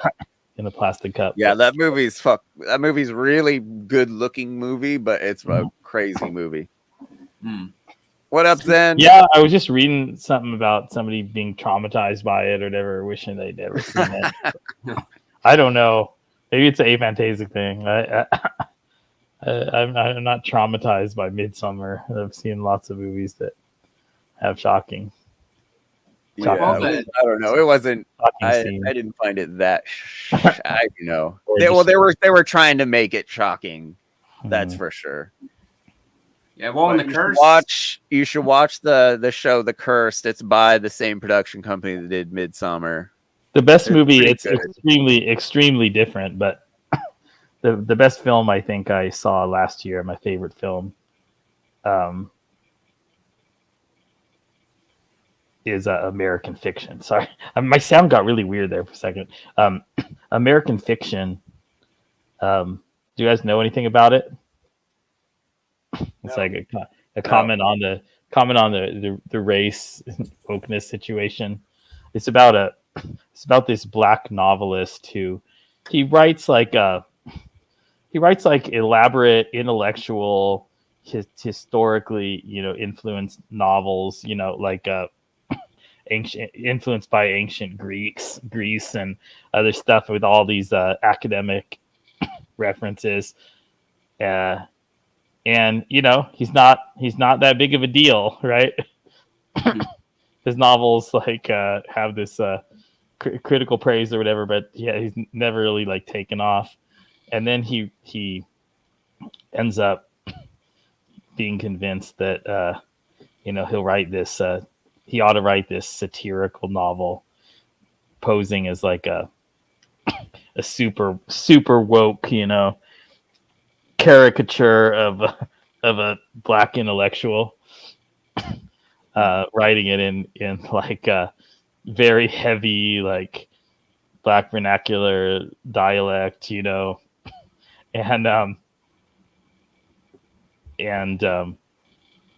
it becomes a smash hit. He becomes enormously popular, gets a lot of money from it, and it's a complete sell out of his actual soul. This is very, very well acted. What was this movie called? It's called American Fiction. American Fiction. All right, we'll have to check that out. It's kind of reminiscent of, the main story. It's not treated in the same way, but the kind of main story of the producers where they're trying to see what would happen if they produce something that in their own artistic estimation is as terrible as possible. And then it ends up making them a sudden success. Yeah, I really, really like the character in that. It's really a really good grown-up movie. And American expected Fiction. to get a lot of nominations. Yeah, the Curse movie. It's like this couple. The wife is like the family of like Jewish slumlords from New York, and she's like broken off from them, and she's trying. Or no, they're from Santa Fe. But she's broken off from them and is trying to like build this eco community in this low income area. Mm-hmm. And they're like super white virtue signaling couple, but they're pretty funny. They make you like them in the beginning a lot. It's really weird. They like make you like characters, then they make you not like them, and like it's kind of like it's like it gives me like it makes me uncomfortable. It's like it's like a movie that's like uncomfortable all the time or show. Yeah, it's kind of like, well, it's kind of par for the course for Nathan Fielder. His stuff is always supposed to make you kind of feel uncomfortable, and I was kind of expecting that walking into it. But it's like uncomfortable on another level though, because like the relationship dynamics, like you're saying, you like the characters, and then it slowly you start to see like these little dysfunctions in the relationship, and they just get like amplified. I don't want to spoil it too much, but it's just insane. There was all these character buildups and all these other characters and shit that just went nowhere. Like there was no point. Like the artist's friend who was all, "Oh, hi, I'm Indian, bro." He was really funny, but like he had no point to being in the movie, like in the show. It was strange. Yeah, I think that was just to kind of highlight how unwilling, I'll just say, that lady was able to take a joke. And there was a lot of awkwardness, but it's like, I don't know, it's fun to watch, but it's also like, oh my God, like you feel bad for him because you're like, oh, why don't you see what's happening? Like, it's terrible. Like, it's kind of a tragedy show, but. Yeah, well, that's why it could have had a cool, tragic ending, but it didn't. I mean, they just, I don't know. I'm sure people love that ending. I'm sure you seem to like the ending. I thought it was interesting. I didn't particularly love it because I did want to see something that was more like, it just, something that had more closure that actually you could kind of grasp. But yeah, it's hard to even get into it without like tearing apart the story for anybody that's going to watch it. Yeah, Allie wants to watch some deep dives on it before. Yeah, people go deep on like the speculation, like digging back into some of the subtle things people would say that start to kind of play out into the show. It's crazy. We just watched all the Hunger Games again. Those were also a disappointment. Those could have been so good. Yeah, I know a lot of people were really into that when they were coming out, and I was like, I never got into watching them. But have you guys seen or read the comics of Battle Royale? Yeah, Battle Royale and Suicide Club. It's where Hunger Games basically comes from. Yeah, it's Korean, isn't it? Battle Royale is Japanese. Japanese. Have you see, you know about Old Boy then, huh, Jeremy? Oh yeah. Yeah. Yeah. Pretty funny. I like his Old Boy. They're all. I played that I made Allie watch that, and she's all, "You're fucking weird." The Will Smith version is terrible. I guess there's some good parts, but it's overall terrible. The which one? They remade it. It wasn't that bad. I was actually kind of impressed by it. Oh, okay. With what's his name? Josh Brolin? Yeah. Yeah, I didn't think I was expecting it to be really bad, but they did it very similar to, because I was like, there's no way they're gonna actually like they didn't. They're gonna change it for Hollywood, and then they didn't, but it's like, oh well, it's Hollywood. They're all freaking perverts. So I mean, they're all, You guys have seen Parasite, right? No, You guys- wait, it did we won- watch that? It won We're Best Picture. supposed to. Yeah, we're supposed to. Oh watch my that. god, That's all of Paris! it. You have to see. You have to fucking see Parasite. It's a complete masterpiece. Oh yeah. But out of what other Korean? Snowpiercer was like partly in Korean, mostly in English. Oh, but that's right. Yeah, there's mostly subtitles. Yeah. Um, Sometimes I just don't want to. Snowpiercer. Tilda Swinton is Yeah. really good in it. We watched it's a really Snowpiercer. interesting story. Snowpiercer. I've seen that. And then my favorite vampire movie. Its English title is Thirst. It's even though its Korean title translates to Bat, but it's based on a Emile Zola story, and it's about a priest who's traveled to Africa, Korean priest who like went on missionary work and got infected with vampirism and comes back and gets into this relationship with this young hot vampire woman, but then basically the premise is that he feels morally wrong about the needs of his vampiric condition, and so he's trying to find more moral ways to deal with his bloodlust, and then she becomes the exact opposite. I don't think Zen knows that he always gets on and he's always watching he'll comment. He's watching the earlier stream and I'm always like, Zen, skip forward. We're live. I know his comments throw me off. What are you talking about? Wait, so Devin's saying that Snowpiercer is a prequel to Willy Wonka. I thought Snowpiercer was, oh my God. We have a special guest, ladies and gentlemen. What up? What up? Oh boy. How's everything? How's everybody? What's up, Justin? Justin fucking Pedini. Yes, In sir. the house. Hang on, hold on. I'm trying to put this on the side. My battery's kind of low, but You had it so for a I'll- second there. Yeah. Okay. There we go. What's up, guys? How you doing? Nice to see you. How is everyone? Hey, baby, How sweetie, you lady, doing? darling. You know? Oh, little Miss Muffin sat on the top. You know what's funny? Actually, some guy at the gym the other day said that I remind him of Jesus Christ and Andrew Dice Clay rolled into one. What the fuck? Yeah, he's like, you can't. Well, I just made that up actually, but what's Yeah, guaranteed you made that up. Yeah, well, I make up a lot of things if you hadn't noticed. Forgive my face. I'm not bathing in semen. I just I'm trying to stay pretty as I age, so I put a little cream I actually got from Myra Gomez on my face. How we do? He was a little puffy.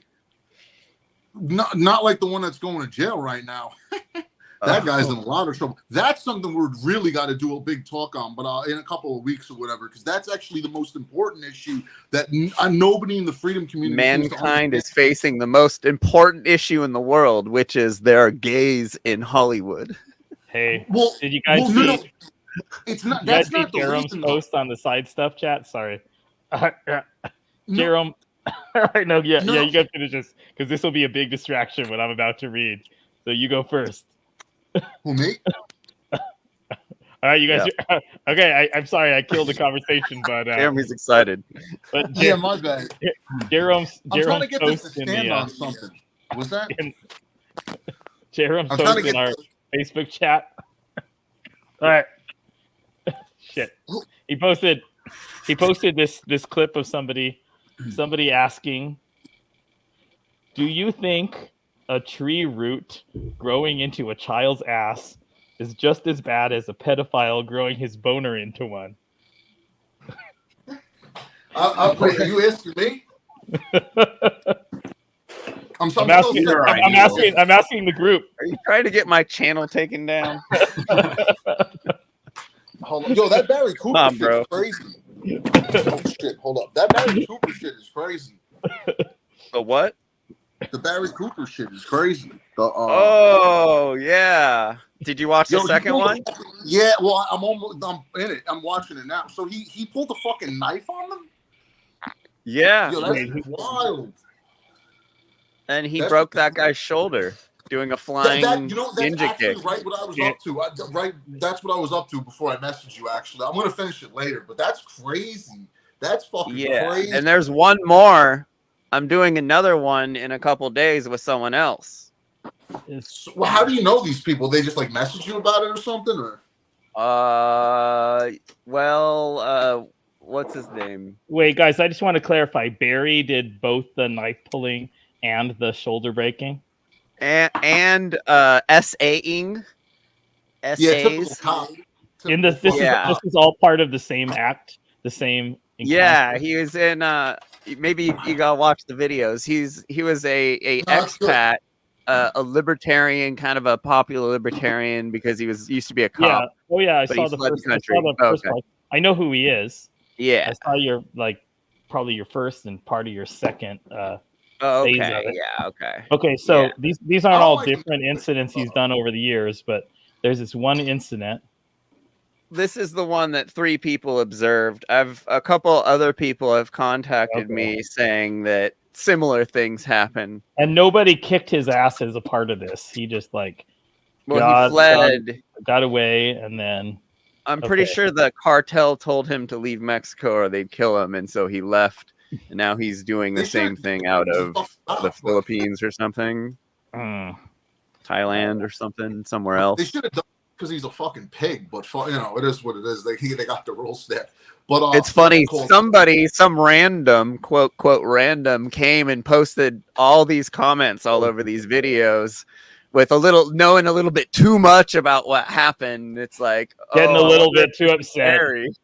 Yeah.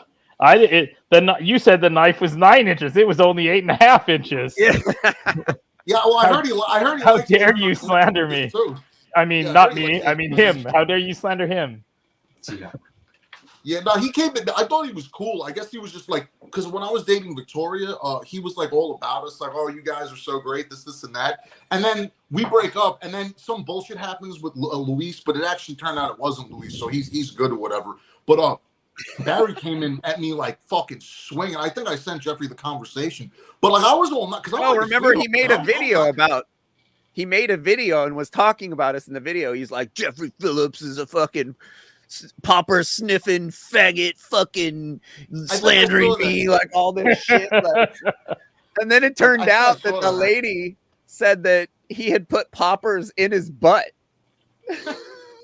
Yeah, but it's funny because he knew that you had to sniff them because he called me a popper sniffer. It's always the first person you expect. So we know he learned real quick that you had to sniff those things. Wait. I just for a split second, let me just change the topic though. The thing I was going to say, speaking of poppers in the asshole, the gays in Hollywood, it's not about the gays in Hollywood. It's about the fact that Puff Daddy and these people are like above him is Clive Davis. So when Puffy gets exposed, the cabal of people in the music industry, that's why it's such a big deal. It's not really so much about Puffy, it's about like Leor Cohen and those guys, because there's like a movement behind the scenes in the music industry that the people that are quote unquote of God, you could say, are going against like the satanic people like Puffy, Jay-Z and shit like that. It's super interesting, but I don't think anybody really understands it except me because I'm like into that stuff. That's how I got into this. So I was saying, if Jeffrey, if you want in like a week or two or whatever, if you want to do like a real deep dive, like I can tell you all sorts of shit about this that nobody else really seems to know, if you want. It's up to you if you're interested or not. It sounds gay. I mean, yeah, it's definitely about some of that stuff. But there's like Ali is killing a lot of the people that died. ODB sounds real gay topic. Yeah, it's pretty gay. Well, you know me, I'm on the internet, so I'm as gay as it comes, you know. But anyway, but either way, back give to me Barry a date Cooper. right now. What date do you want to do it? Bro, I don't even know what day it is now. I don't really pay attention to it. We'll figure it out. Look Like at your said. goddamn phone and tell me a date. I don't know, like in like 2 weeks or something. We'll figure it out. Why you need to say you're that busy? You gotta take over your bike schedule that day or something. We'll figure it out. Yeah. We'll figure it out. What was I gonna say? But yeah. So he broke someone's shoulder. You're saying? Is that what you're telling me? Dude, this guy is a Albanian prince or something. and he went out there to try and get. He's an addict, and he tried to go to Barry to have Barry to go do his thing and get healed, and Barry ended up attacking him. Yeah, that's definitely not what healing is. Like the problem is like people like Barry Cooper are like destroying like the business for someone like Macy Tomlin, who's actually like a legit shaman that actually does the right thing. Like I went to her myself and she did like a great job with like a bunch of people. But this shit with Barry Cooper, it just sounds like a Tarantino movie basically. It just sounds like something Quentin Tarantino would have put. Like Barry comes in, he starts fighting shit. Like we're on a trip, you know, like he's like slugging beers and shit. Like it sounds like a Tarantino villain or something, you know. Oh yeah, that's what it sounds like to me. Are you back on the gear? Was that? Are you back on the gear? Gear? What, like steroids? I never did steroids in my life. What? Yeah, right, dude. I swear to God, never. Not only have I never done steroids, I've never even taken supplements from GNC. I mean, I've taken like Rip Fuel back in the day, but I'm all natural. Pizza. No, you know what it honestly is? I was badly fucking abused as a kid. Like I always tell people. So I would go to the gym and beat the shit out of my fucking body. That's why I'm also a stocky dude in general. Like I'm like I haven't really had a real workout in like years. I'm still like 240. I'm a thick dude. I'm thick this way though. This way? No, do that again. It's like a foot and a half thick from front to back. And I know you're gonna go into the meat thing, I'm sure, but regardless, my father was a stocky guy. What do you want? What do you want from me? Why do you think I'm on juice?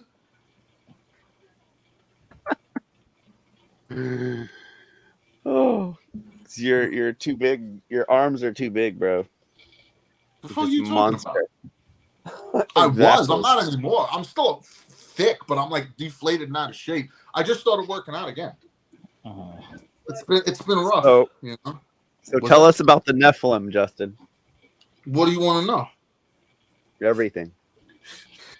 Well, okay. Well, so what I'm trying to get people to understand. Why don't you address some of the things we talk about in the comments?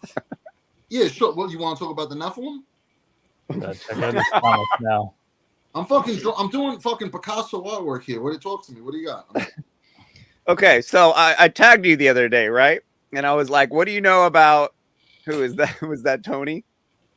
No, this is my new girl. So you don't know anything about the fucking fairs. What are they called, babe? The expositions that happen around the 1800s. World's fairs.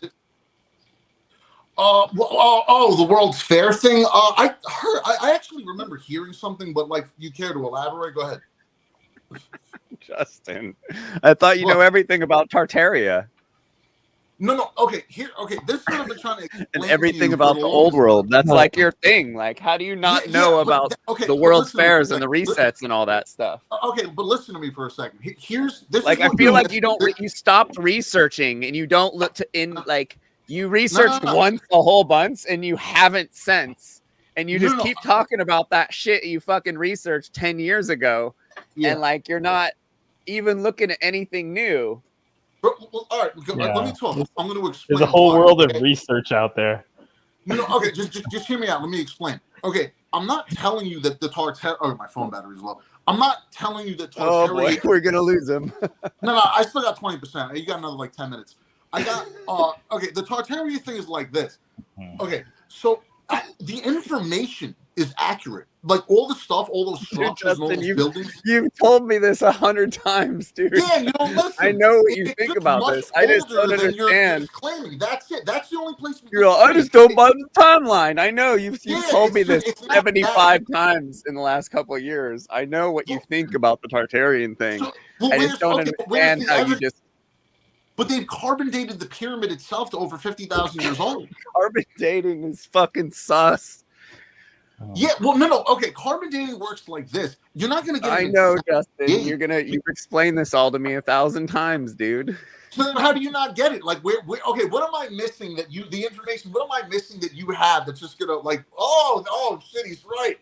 What is? I'm like, not saying all I I'm have any saying is the name information. I'm just Tartarian saying is it bullshit doesn't and the seem timeline like is you do any new research, and you're missing big chunks of the puzzle. like what? You know, and then you're just eternally asking questions and posting cave paintings and shit. Like, what are you trying to say happened? Like, what do All you, right, you I'll know, explain. like? Okay, well, that's what I'm trying to get you to understand is that I'm just claiming all this Tartaria stuff is much older than you guys are. That's it. That's the only place we disagree. And the name is Atlantis. It's not Tartaria. That's it. It's just ancient. Because what they're trying to do with the Tartaria thing is fit it inside the religious paradigm in the whole Abrahamic thing, because they don't want you to know about the pre-existing world that completely debunks all the major religions. So that's how the government works. What they do is first they'll just demonize everything, like video games back in the 90s. Oh, they're bad. Don't play those pesky video games, until they figure out how to use it for their own benefit. And then what they'll do is they'll put out their version of the story. Same thing like Call of Duty. You know what I mean? That's the government's version of gaming. So I'm trying to explain to you that Tartaria is just the version of this, because they know they can't wipe it out of history. The version they're giving you to spin you off topic. It's just way older than you're claiming. That's it. Like I said, I don't claim anything though. That's the Or thing, is they're that you claiming never it. you You never know what I mean? listened Like, to me long enough to hear even what I believed in or didn't Well, I believe asked in. you. Go ahead, tell me. Go ahead. No, you tell me. Well, go ahead. I'm listening. I don't know. I don't want to get you going again. Oh, now he doesn't want to tell. Now he doesn't want to tell me. Oh, okay, yeah. Well, you So say you got that's it. 2 minutes left on your phone, dude. You I always said show 10. up with a dead battery. I said 10 minutes. That's one of the problems. We never get anywhere because you always show up with a dead battery. Yeah, well, you just hit me up randomly. That's why I'm a busy guy. You know. Get a charger, man. Hey. Hey, no, charger. I hope you guys are ready. I'm starting stand up next week, and I'm about to fucking tear this shit up, son. You know, I'm gonna beef with everybody. I'm gonna go after everyone for real. I got like 30 people that are gonna come with me. We're just gonna force our way into the industry. It's gonna be dope. I'm gonna go right after Pete Davidson and Matt Rife and these guys. Wait, so yeah, well, those guys are douchebags. But tell me about who's your cousin? So okay, my cousin's just my cousin Diana, but her uncle is Jim Brewer, like the famous comedian. He actually lives in the same, or he's from the same town that I live in. But I haven't seen him since I was like 6, and she's not like in touch with him like that. But yeah, no, he's legitimately my cousin's uncle, Jim Brewer. You know, from Saturday Night Live, How High. Yeah, so, he's on Crowder. Yeah, on yeah, Crowder. you know, the big Mets fan. So I'm just gonna go out and start telling everybody that, hey, I'm his fucking nephew and shit, and that should probably help. Did you see when he went on Rogan? Yeah, well, I've seen clips of it. It was yeah. super awkward. Was that? It was super awkward. Oh, I don't know. I just saw clips. I didn't see that. Why? What happened? They just didn't like vibe. I mean, not that anyone should vibe with Rogan, but they just like didn't find anything that they had in common, and it just was kind of really? weird. Like Joe was trying to tell like Jim's not into cars, I guess, and like Joe's like, dude, you need a fucking Mustang, and he's like, no, I don't need a Mustang, and he's like, yeah, you need like a GT convertible Mustang, and he's just like, nah, like it was funny. Red Bar covered it. It was kind of funny. Yeah, I can't imagine. Yeah, Jim I gotta check it out. I bow told hunting. supposedly, supposedly He's gonna bow hunt an elk and then Yeah. skin it himself. Jim Brewer Go drift his Mustang. Yeah, I don't know about all that. I told you I'm He supposed seems to like be he's getting trying to on have a Rogan. comeback. You know, I told you I'm supposed to be getting on a Rogan thing too. So you know, if all goes well, I'm gonna blow up so we can take the internet drama to the stage. You know, Justin, do you live in Jersey or Long Island? Okay, so I live at the Queens border. Something that the misconception a lot of people have is that Queens, Brooklyn are different than Long Island. They're not. Like when like Funk Flex, like Strong Island, Queens, Brooklyn, stand up. It's all on Long Island. Justin, you're straw manning me again, dude. What do you mean? I'm explaining. That's not what I I'm asked. from Queens. I'm from Queens, New York. You're from Queens. What's the Yes. Jersey thing? It's just people just say that I look like I'm from Jersey Shore. You know? Oh, okay. Bali. So I'm here to make the Jersey Shore unshore. You know. But didn't you live in Long Island for a little bit? That's what I just explained to you. That's nearby. So that's nearby. No, that's what I just explained. Long Island is Queens. It all takes place. Queens is on Long Island, so is Brooklyn, which is why I don't understand why. Like, when you listen to the radio station, They act like it's the Queens, Brooklyn, Long Island, Strong Island, stand up. Yeah, all of them yeah, are yeah, on but Long it's all the Island. same Staten place. Island, yeah, Staten Island and Manhattan are their own islands, but everything else is on Long Island. But if you listen to the radio, they make it seem like it's a separate thing. That's what I'm saying. Got it. Okay. Yeah. So I live at the border of where Queens becomes Long Island, like the boroughs. Okay. So I get the best of both worlds. I'm up the block is the hood, and then up the other block is like it's nice. You know. Okay. Yeah, well, you guys talk as if different places in California that are 10 or 12 hours away are basically the same place. So, well, it's weird going. Yeah, it's all fair play. Because it's just like New there's all these, Yorkers thinking the rest of the world the West might just be one fucking place. Sorry, like Dave. every county is a state out there. Like, well, us in New York is we live in our own little bubble because it's rough over here. What was I gonna say? Shit. Well, I lost my train of fucking thought. Forget me. You got to start smoking again if you're gonna do the stand up. It's not gonna seem realistic if you don't constantly have a cigarette. Really smoke a lot, to be honest with you. I only smoke once in a while. Like I just happened to see someone today that had a cigarette, so I jacked one. But like, I haven't had a cigarette like a month. You little shit. Was that? You smoke all the time. No, I would admit it if I did. I haven't had a cigarette like a month, probably. I would have. No, I really. Justin, how about I challenge you to a comedy minute that has to be like truther related. 1 minute. We'll do we'll battle. Right now? No. Like in a month. You like got write a good minute. Time to write. Like write a really good minute. Well, you want to battle this, bro? I just wrote out like 3-5 minutes. I don't give a fuck about what you did. All right. I want a minute, a new minute, not some old dusty garbage. A new minute. Garbage. All my jokes are fucking pristine. That's a minute. Yeah. Not one joke, but a full minute. Truth or related comedy. We'll battle. We'll do a live stream and we'll do our bits. Okay. You got jokes? We'll let people come up and do commentary. You got jokes? Okay. Huh? All right, you got jokes. Oh, I could write some jokes. Okay. All right. There we go. I can dig the Kill Tony direction. Yeah. Yeah, I'm supposed to be going on that show too. You want to hear a cute one I thought of? You're going to Austin? You're going to go to Austin and go week after week after week after week and wait and try and get on there? Well, my boy knows somebody, but also that I'm moving out to fucking AZ anyway. You know what I mean? So it's only going to be a matter of time. You going to go live in your cabin? Yeah, at some point. But I'm going to go to. Was that? You going to live in your hut? Yeah. Well, I'm also when I'm out there, I'm going to go to California or whatever, and that's when I'm going to start. I'm going to go out there and do stand-ups out there too. Yeah. So like I said, I'm good. In Austin, though. What's that? Kill Tony's in Austin now.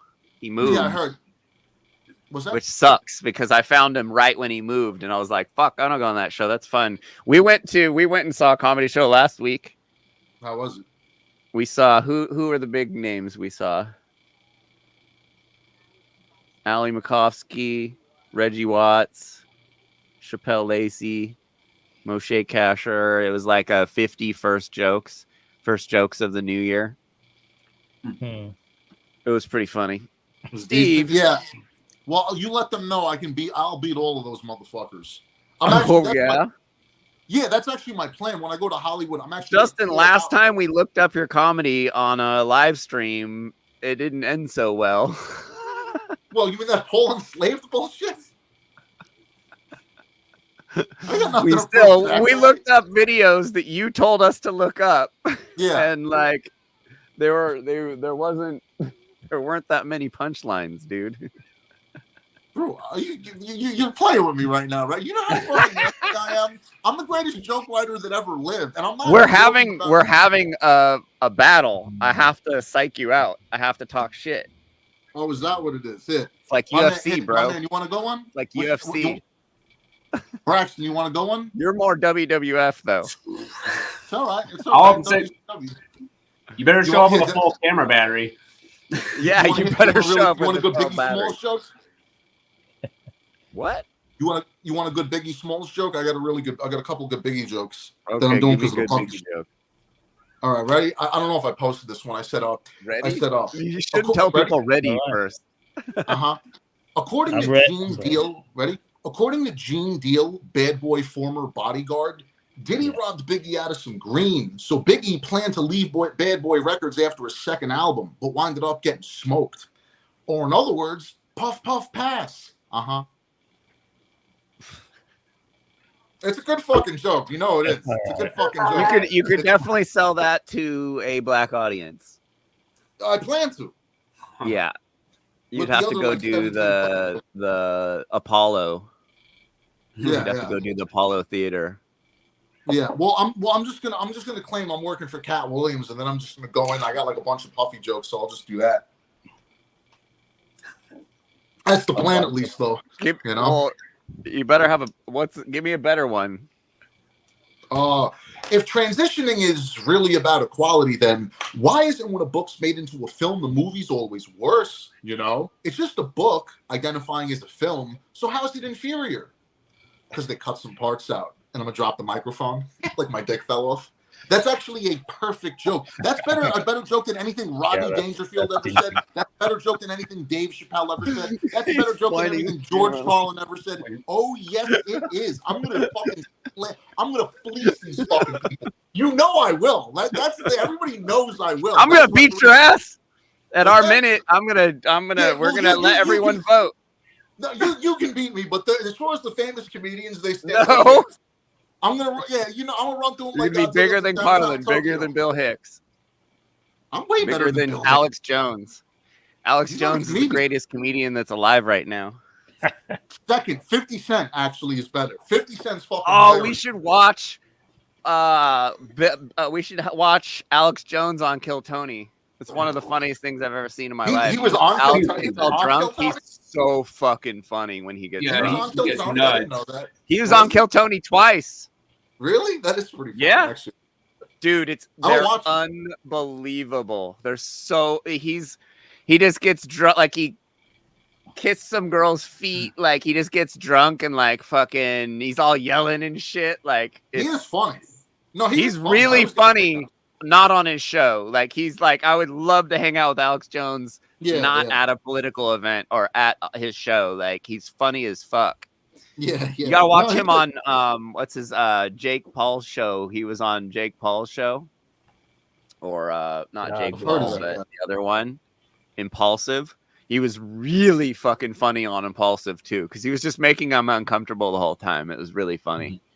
Because they're just all like we have this sketchy guy here, and he just kind of played off of it. But he's a funny dude. He was always the funniest person on Kill Tony. Like whenever he's been up, he's the best.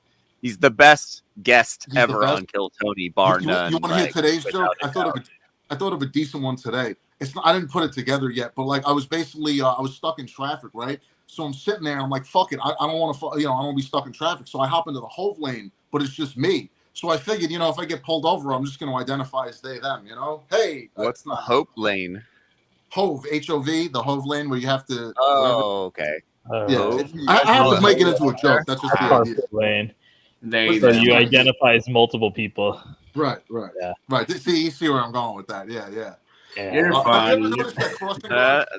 That could be a good joke if you didn't. If you actually came up with that could be a really good joke. What do you mean? If I came up with every single thing I've ever posted unless I quoted.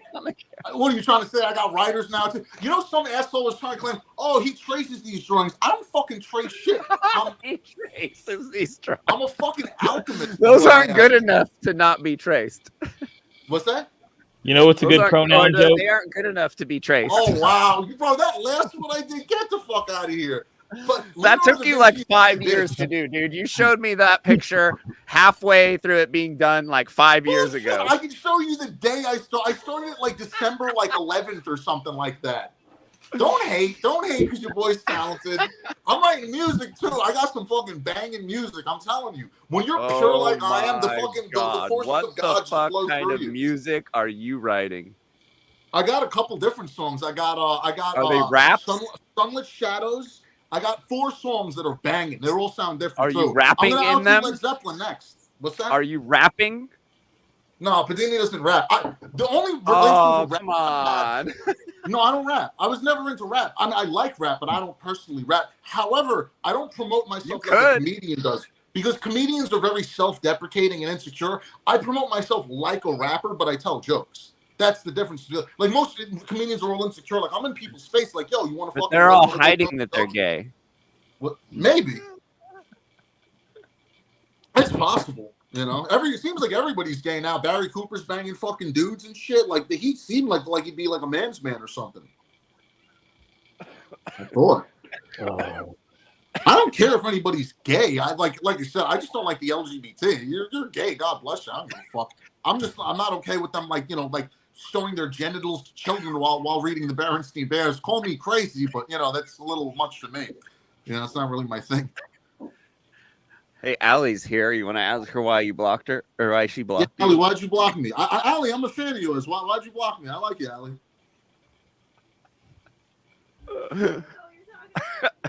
She says she doesn't know what you're talking about. Yeah, okay, yeah. People are way too sensitive. I'm fucking joking around 99% of the time anyway.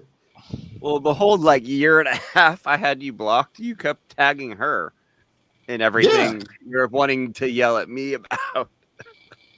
Yeah, because you get bent out of shape over nothing. Like I don't care. I'm not even against veganism, like I've said. I just don't like. You were like tagging her and being like, Jeffrey Phillips, like, yelling at her. I wasn't yelling. I just like to smoke. Yelling at her as if you were talking to her like she was me. And then she's just dude, this guy's tagging me like 3 times a week. You do live together, don't you? Look at this article from 4 years ago.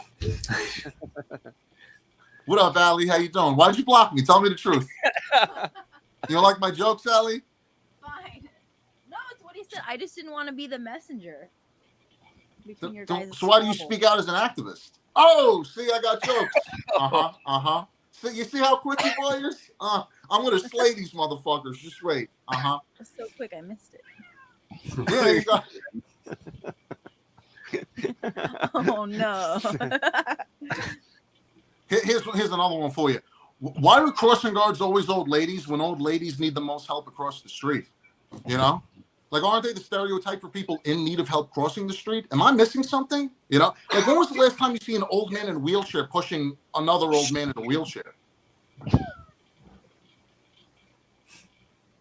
I think you should talk slower because sometimes I miss it. Yeah, I know. It's from trauma. Your accent's so thick. I think the problem is that you didn't say "oh" at the end of that. and puff and badly puff on awkwardly puff on a cigarette, you're trying to. Well, I'm mid-stroke, doing my Picasso thing, so forgive me. I wasn't really ready to put on a show right now, although I'm doing my best. Mid-stroke. You gotta. Ew. So what's up with Paul Enslaved? What's up with the Paul target Enslaved? audience that tells them to laugh? Well, so what happened with Paul Enslaved? I was probably going to start picking on him again soon. I'm lonely.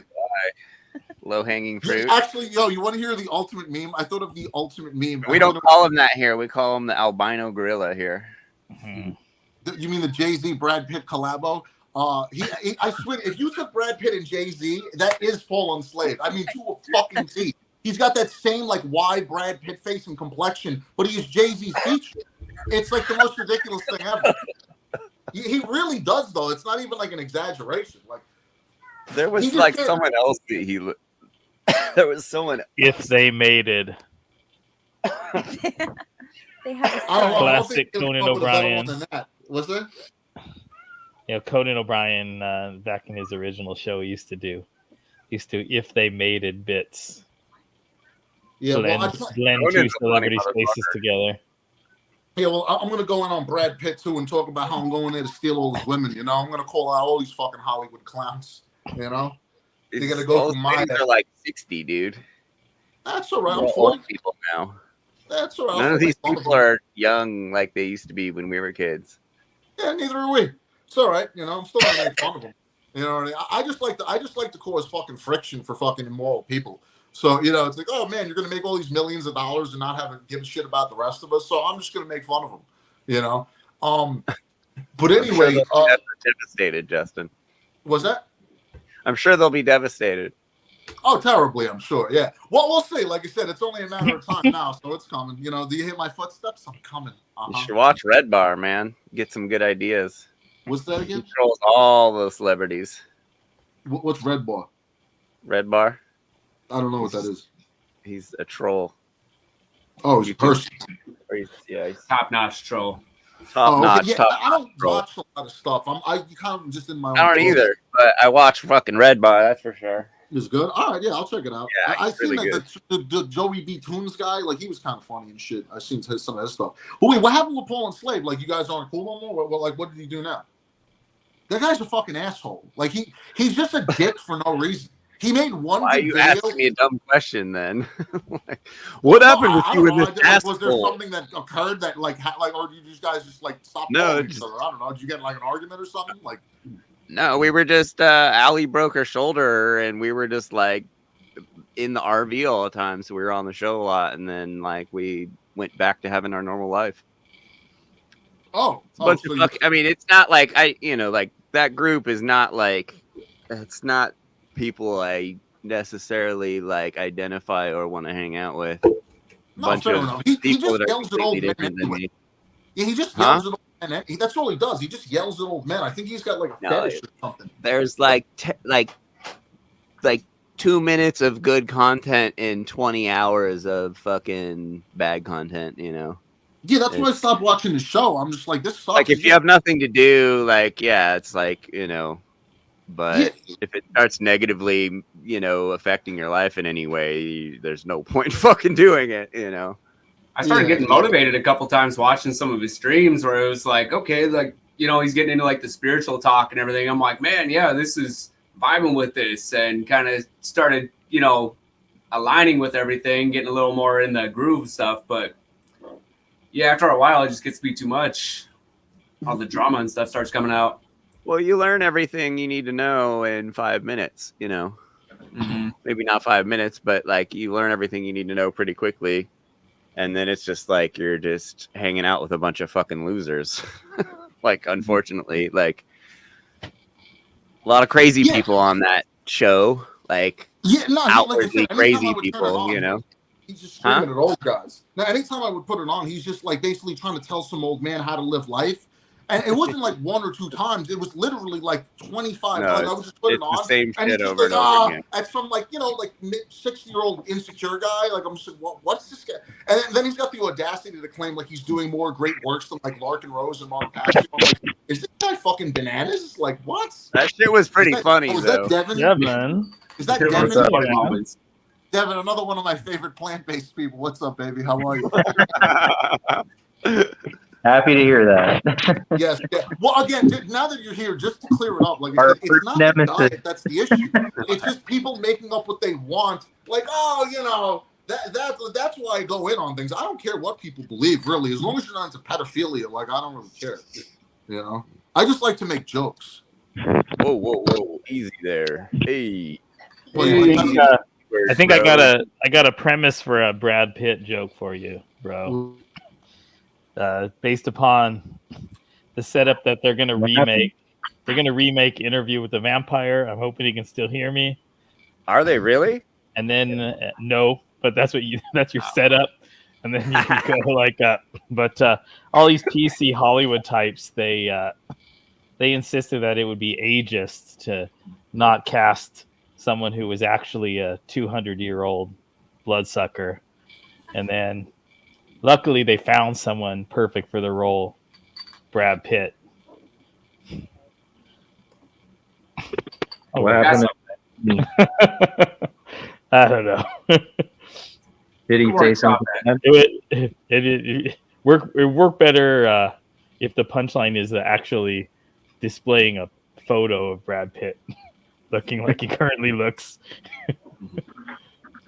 What does he look like now? This is a sort of Bill Maher or Daily Show punchline, I think. Yeah, he looks like hell. I like that. He looks like a rough 60.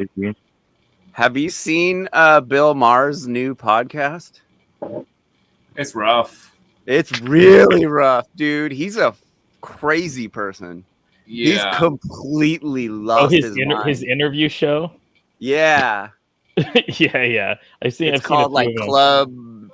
Club Random. His little, Yeah, his little, random. his little He's man like cave.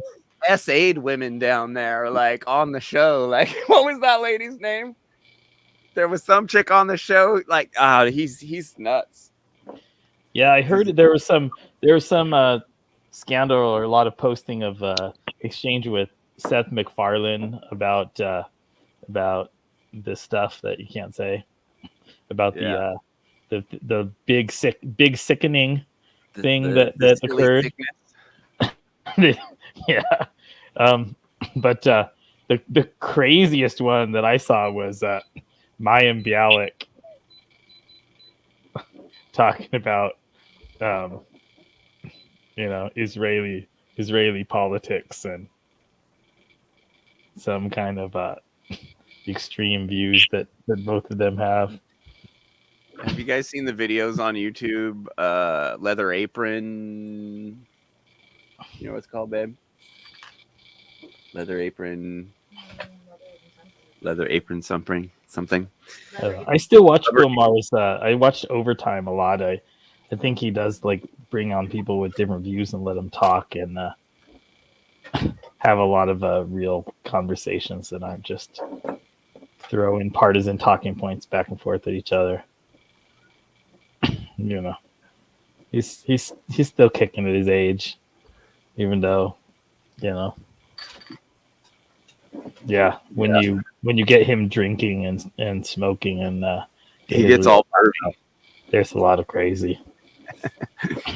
I haven't seen. If you're saying that there's some extreme cases of SA, I think Mayim Bialik might be the only woman that I've seen on that podcast. He had Bella Thorne. None of that was going on with her. He had Bella Thorne on there, and he kept putting his hands on her. It was crazy. He was all getting drunk. creepy. Yeah, and then he had someone on who was pregnant. Oh, what's her name? The black conservative lady. What's her name? Candace Owens was on there pregnant. Yeah. Smoked in her face. Like he literally like blew smoke in her face. He kept like queuing up like he was about to light up a cigar, and then he finally did it. He just finally did it. He's like, I guess we're doing this now, because he got her on like a topic that she was gonna be like beefing about. He was trying to trigger her. Yeah. Having It's so excuses. funny. You see her just like watch him light it, and she's just like, "Oh, Looking at wow, him. he actually did it!" Like, holy shit! Yeah, man. So he is losing his mind. Yeah. I actually Justin's kinda- battery died, huh? What's that? Justin's battery died. Yeah. Oh, I thought you kicked him off because he said the He needs more adrenochrome. No, he Adrenochrome always for shows his up with a phone. dead battery, and he doesn't have a phone charger, or his phone is so old that the charger doesn't actually charge when it is on. Oh, all he can do is the wireless charging. Yeah, I don't know. The but charging thing is burnt out. Yeah. every conversation with him ends with his phone just dying. That seems to be a recurring theme. Yeah.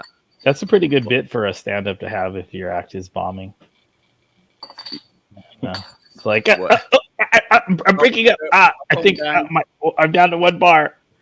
My battery's low. And just kind of make your way off the stage.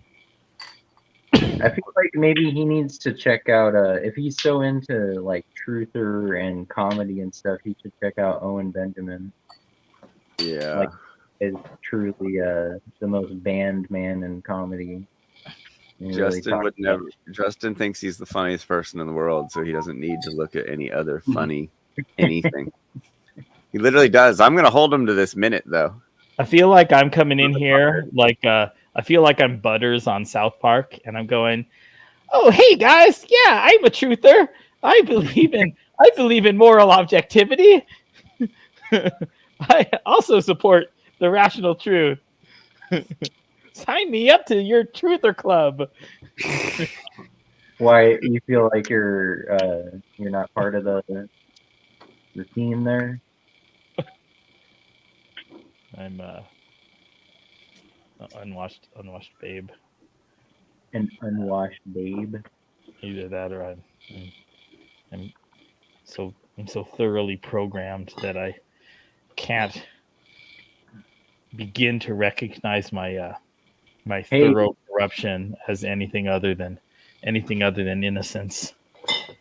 Hey, I was listening to you talk about the like the cityscape thing, like the romance of the suburbia. Yeah.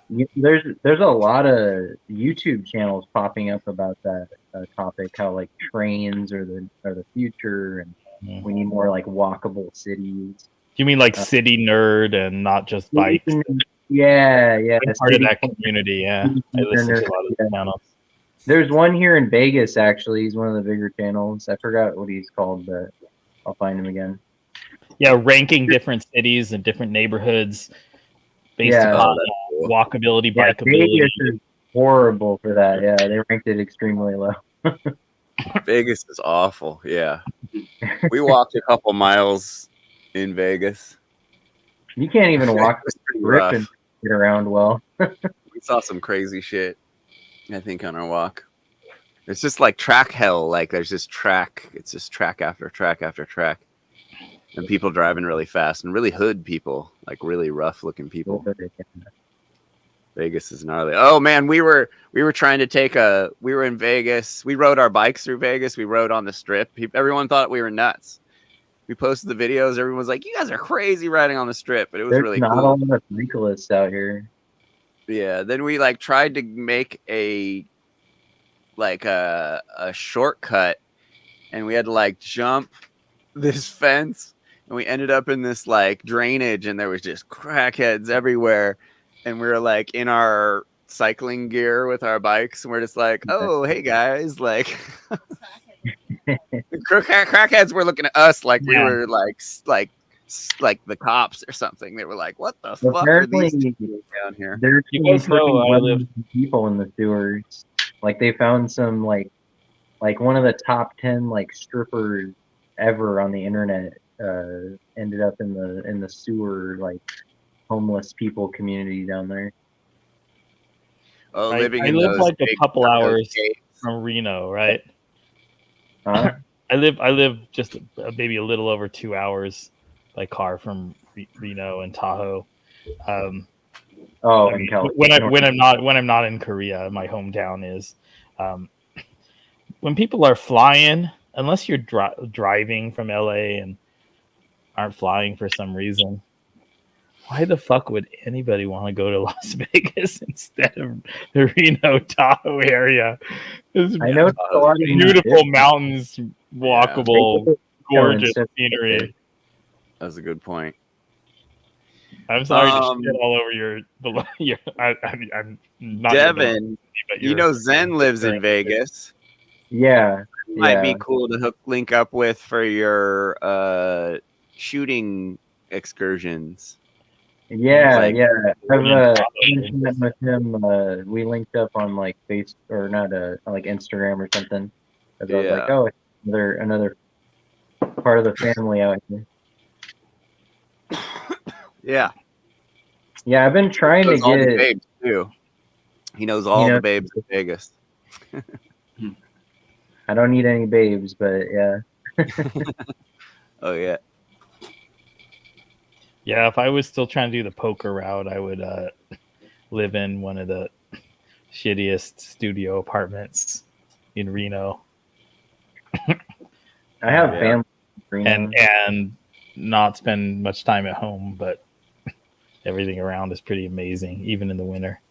Yeah, to be honest, I actually like living in Reno more than Vegas. And I feel like the winter is not as bad as people make it out to be. I don't know. I feel like it kind of weeds out certain people, like enduring the cold weather. Yeah, I mean, the only thing that's bad is the cars driving over Donner Pass, and you know, I have actually been in extremely brutal scenarios in that respect involving a car, but as long as you're at home. You need to get a Subaru.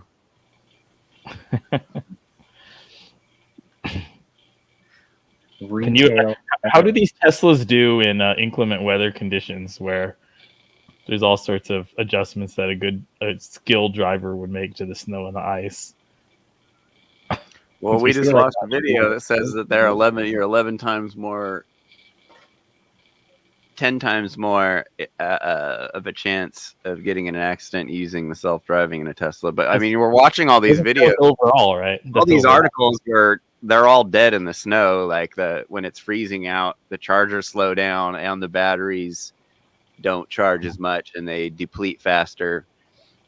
We knew this about electric cars a million years ago. This isn't anything we didn't know.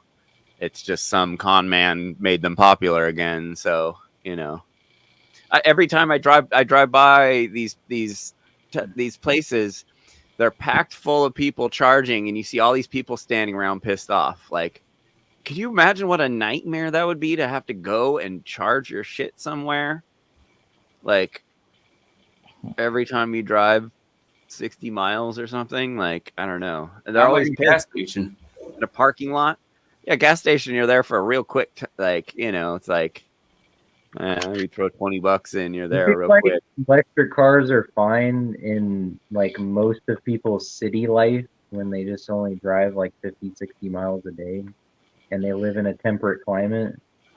Yeah, sure. Also, I like how Volvo's approach to electric cars is like they understand that not everybody needs one right now, and they don't need to make a 700-mile capacity battery. It just needs to serve its purpose in your daily life, and that's it. It doesn't need to be overblown. Like you were talking about cars that can go like 200 miles an hour. It's kind of like that same idea. Like I think a lot of European cars that's starting with Volvo were like, hey, we're going to restrict to 120 miles an hour, and we may even restrict it further than that.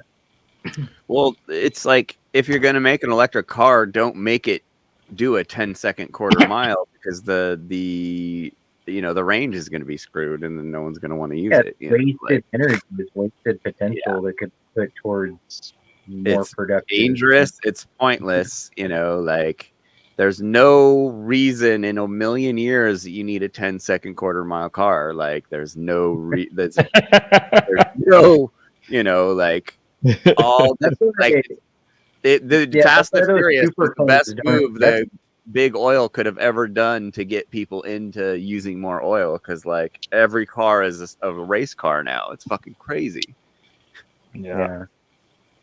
That's why I like the supercars, the mainstream like Corvettes and Ferraris don't impress me, because the people that actually go and use high performance vehicles don't buy that shit. They get like the Lotus Esprit and like the little track toys and shit. Yeah. And actually hit a real track. Power to weight and power to weight ratio. They're not worried about like creature comforts and a big touch screen, and they're not going to drag race only. Interior styling. It's just a roll cage with wheels and a motor Tony hanging. Hinchcliffe has a Corvette. Of course he does. And although I saw a video of they have those mid-engine Corvettes now. They're doing really good in like all the racing. They look pretty badass. Yeah, Like I mean, they should have done. They were planning to do that since the 70s. The engineers were begging GM to let them put the engine in the back because they were like, "We can't do anything more with the engine in the front. We can't squeeze any more performance with it. We're stuck." I mean, really, the point of a Corvette, of course, is not to show that you have either sophisticated engineering knowledge or a serious desire to take a hobby to its limits. The point of a Corvette is to be a quick indicator that you're a male with poor decision making skills. And if you're young and hot enough, then that car can serve as part of the symbolism in order to get you the low investment relationships with lots of low quality women that you're probably interested in if you're driving that kind of car. That's I what don't it comes think down it'll to, and be- I think it probably serves its purpose fairly well in that respect. I had a friend let me borrow, or they left town for like 2 weeks, and they left me their red T-top. I think it was a C5 Corvette. And like 3 days later, me and my buddy Will are like driving around with it with our shirts off, fucking yelling at people and shit. Like, you can't drive those cars and not have it like turn you into a retard. It was so funny. We're such assholes driving this thing around right now. Like, but it's such like, it's so funny how like a car can just like influence you. I keep thinking like, I'm from the mountains and I'm used to driving in extreme weather conditions. So, I've tended to have, 4-wheel drive, Jeep or Bronco type of vehicles, right? And I haven't owned a car for a while since I've lived in Korea, but I've also, when you're driving like inconspicuous, like Civic or whatever, that sometimes you're gonna get you can get stuck. You're gonna slide off the road and get stuck in the snow, and then some guy in like a vehicle appropriate for the weather is gonna come, and you're gonna have a friendly exchange. He's gonna help tow you out, and you're gonna feel slightly embarrassed about driving a Civic in that weather, but the guy will understand. Some people have to drive Civics.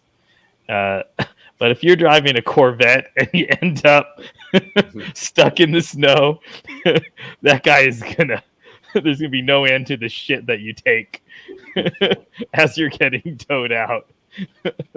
I would never want to be in that the receiving end of that scenario. A little less sympathy for your toy is helpless now. Devin's got a capable vehicle.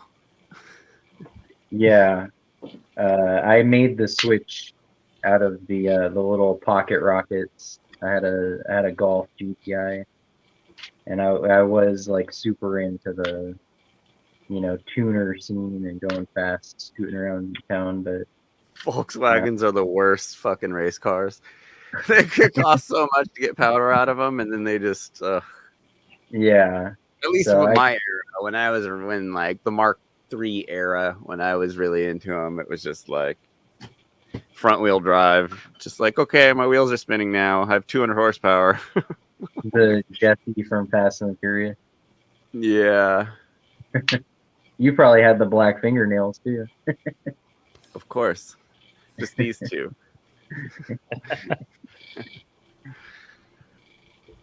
Yeah.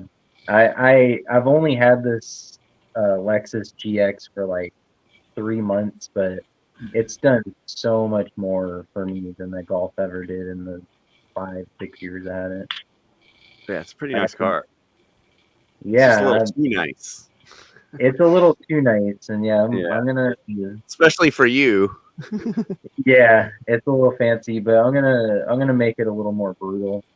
I want to keep it. Paint it. Yeah, I'm gonna camo spray paint. Just rattle can the whole thing. Yeah. Make it rugged. I got a new one. Dude, I moved into my house. I didn't even touch U-Haul. I moved everything out of my old house. Just folded the seats. Yeah.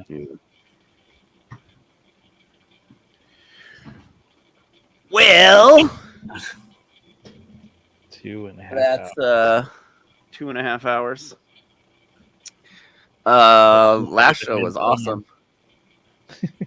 Yeah, I was trying to get my friend. I reclipped it and played it again, and everybody thought we were all up doing it again. It was funny. Like, it was like a whole new bunch of new people were watching it, and they were like commenting and like trying to get. They were like, "Hey, hard hat!" Like, I was like, "No, this is a clip from last night's show." But it was funny. Chris is a beast. Seriously, yeah. We need to get more moments like that. That was, yeah. I mean, So Jeremy? What's the time change for Korea? Either for like Pacific time. Either 6 16 or 17 hours, And what's it for the UK? depending on daylight savings, because they don't use daylight savings adjustments there. It's +9 from Greenwich Mean, so you know, I'm used to thinking of it as like right now, 7 hours behind. Korea is 7 hours behind California. It's actually 17 hours ahead. Yeah, it So- says it's 1:25 p.m. over there right now. It's 1:25 p.m. on Saturday. Jeez. It's Gotta take some 17 hours. adjustments. ahead. Wait, so are you over the? Oh, go ahead. Zen rides an e-scooter around. I just see him in my head with like this cape flapping behind him, and like his hair blowing in the wind. Whipping around the Vegas Strip. Hell yeah! Yeah, on this through the track hell of Vegas, just bzzz. like the wicked witch of the West. All In a generation, there's going to be gangs of e-scooter riders, gothic e-scooter on riders, on the highways. With their No, I love the guys that ride the jacket, electric unicycles. with their bitches on the back of their e-scooters. Got the extendo scooter. Yeah, Pretty good. roadhouse, dudes. That was fun. catering the e-scooters. Fights breaking out. When are you going back, Jeremy? The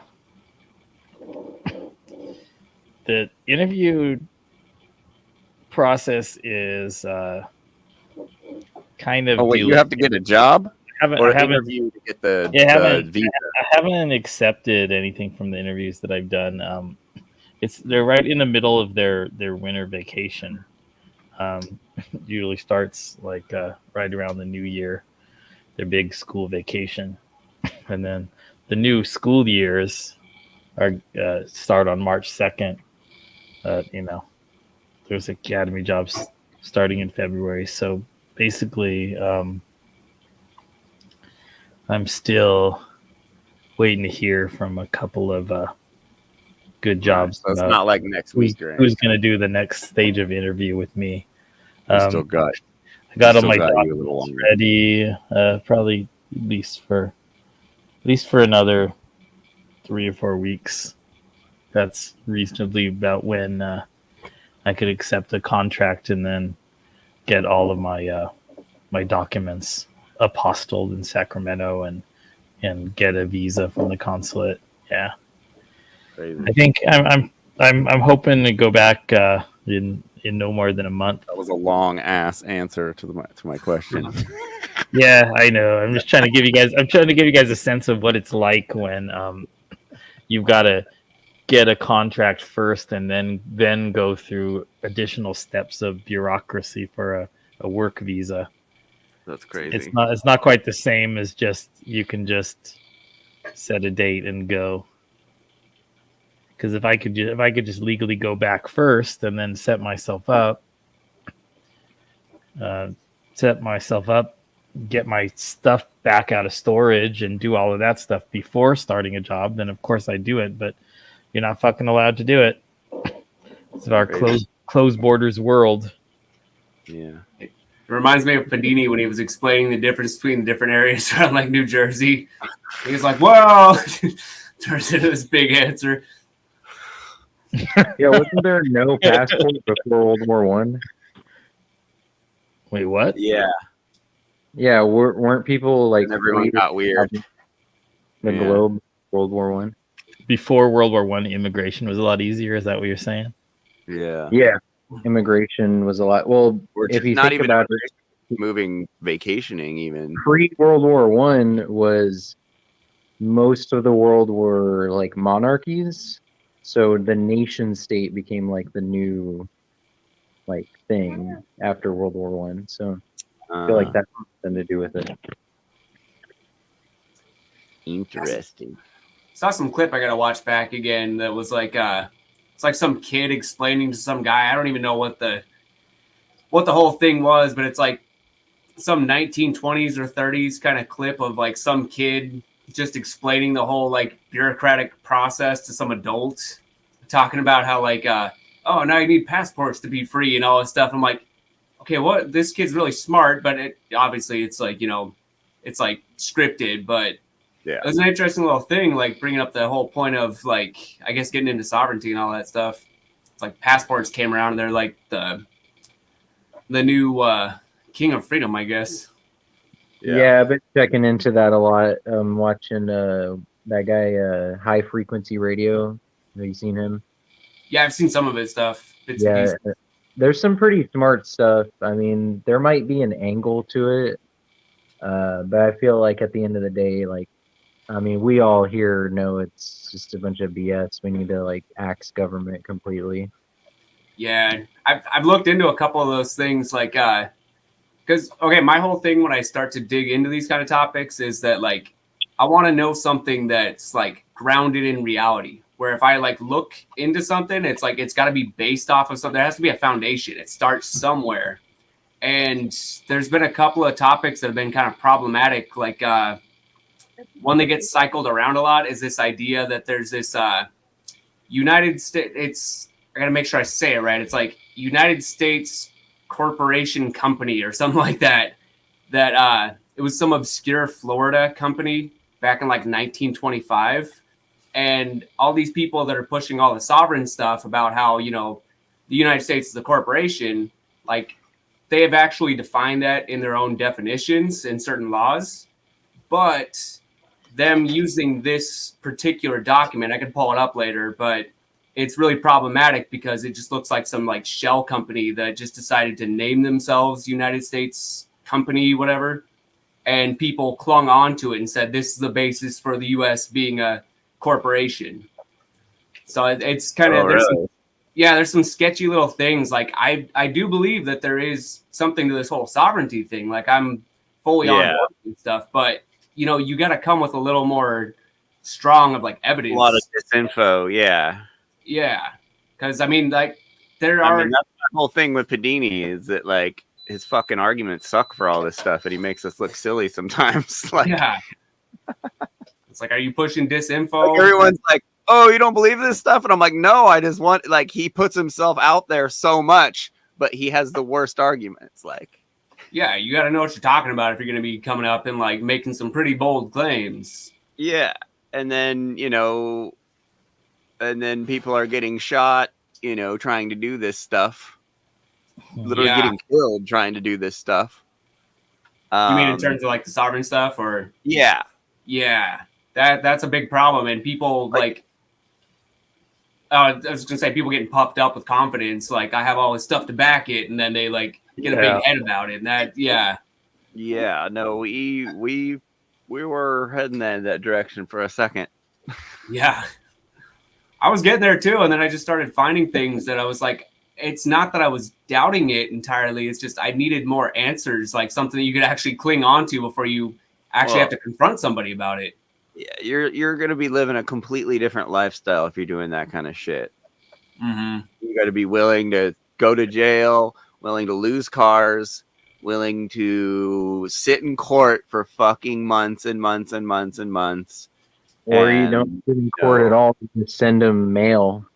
Well, yeah, whatever. Yeah, who knows if that really works? You can always send the fucking sheriffs over. Like any judge could do that. Like that's all Paul's angle. He says he doesn't show up to court. He just sends them affidavits. Who fucking knows what that guy does? He's got fucking one situation in a video he got in that he was lucky with.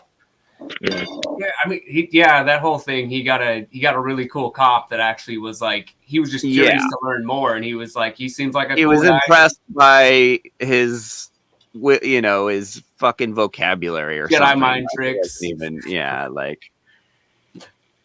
Yeah, the only time we've seen him travel, someone else is driving. Like. Yeah, I mean, I would like to see. I just like to see some more receipts with that whole thing.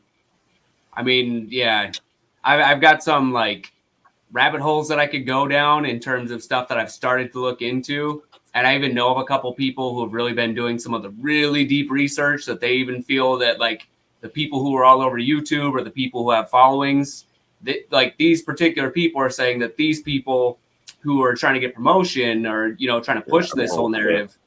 Yeah, they're saying like they don't really know what they're talking about. But then when you look into their stuff, you're like, oh, super sketchy.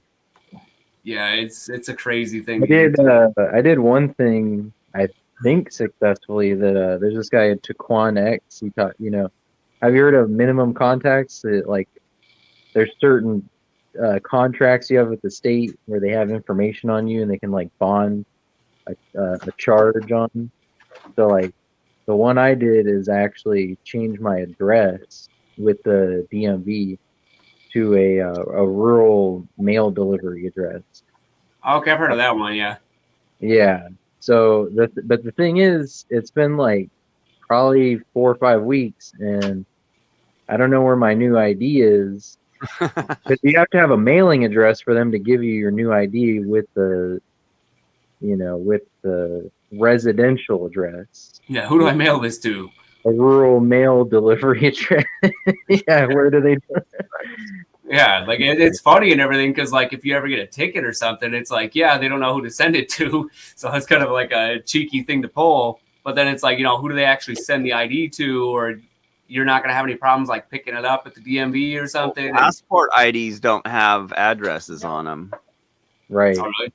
When you go get your passport, pay the extra $20 to get a passport card. And it just has your name and your date of birth on it. There's no address, very minimal information. That's all I have now. And I mean, and before that, I had a concealed carry permit that was pretty dope from Nye County. What I've been debating on. Yeah, it was, dude. Everyone thought I was a cop. I'd show that to people. I'd show that to bouncers. They'd let me, like, they just. I was in Nicaragua. All the cops in Nicaragua thought I was a cop from the USA because I had a it said sheriff on my ID. You know, like they just it was the coolest idea I've ever had in my life. I showed my CCW to somebody and they were like, "Okay, cool." Yeah, it was definitely the coolest idea I've ever had. But the passport one is a close second because there's very minimal information on it. And it's good everywhere. Yeah, I think that's the one I'm going to pursue next because I haven't had a valid passport in probably a decade. Yeah, you should get your passport. As far as like checking off the boxes for non-citizen national, like it seems like that might be an okay route to go, and you're not going to get a lot of pushback. Non-citizen national, interesting. Yeah. That's well. So remember when you were with me at the gun store, there was questions I was kind of pointing out to you guys on the 4473 as far as being a non-citizen national or a U.S. national with no U.S. citizenship. You can buy a firearm like that. Wow. I mean, you don't have to be a U.S. citizen to buy a firearm. They're just talking about this now. How like they're like, oh, illegal aliens can join the LAPD now and they can be given a firearm. It's like you can be visiting here from, you know, Spain and just buy a gun. You just can't take it with you. I mean, if you're here, you can just buy a firearm. Nothing stopping. Yeah, well, because there's a whole thing about being like naturalized that plays into the whole passport, like status correction sort of deal. And it's interesting because we're technically considered naturalized just by being born like on the land, as a lot of people say. And like a couple of the big claims that people make that I've seen, like I've talked to a couple people who have actually like, they've at least anecdotally kind of explained that they have like a do not detain status that comes up if they get pulled over, a cop scans their passport. That's one of the big ones that people talk about. Yeah. And then there's also with like going to if you're going to buy a gun, it's like if they check your, you know, they don't have to do a background check, I guess, because supposedly on the passport it says something about like background check not required or something like that. Which, I mean, that's interesting if that is the case.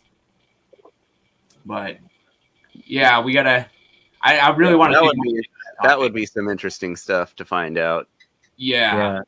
based like, you know, the whole traveling angle is just like really sketchy, but if there's some other things where you can just like invalidate yourself from, you know, like certain regulations through some sort of legal loophole, that's really cool, you know. Like to Corn, he's a felon and he buys firearms still through that.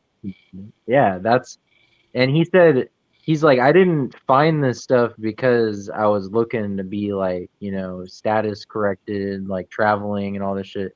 He did it out of necessity, out of being a felon, but he still wanted to have his rights and shit. So he actually gets jobs, he buys guns. Like, you know, as a felon, it's hard to get a normal job.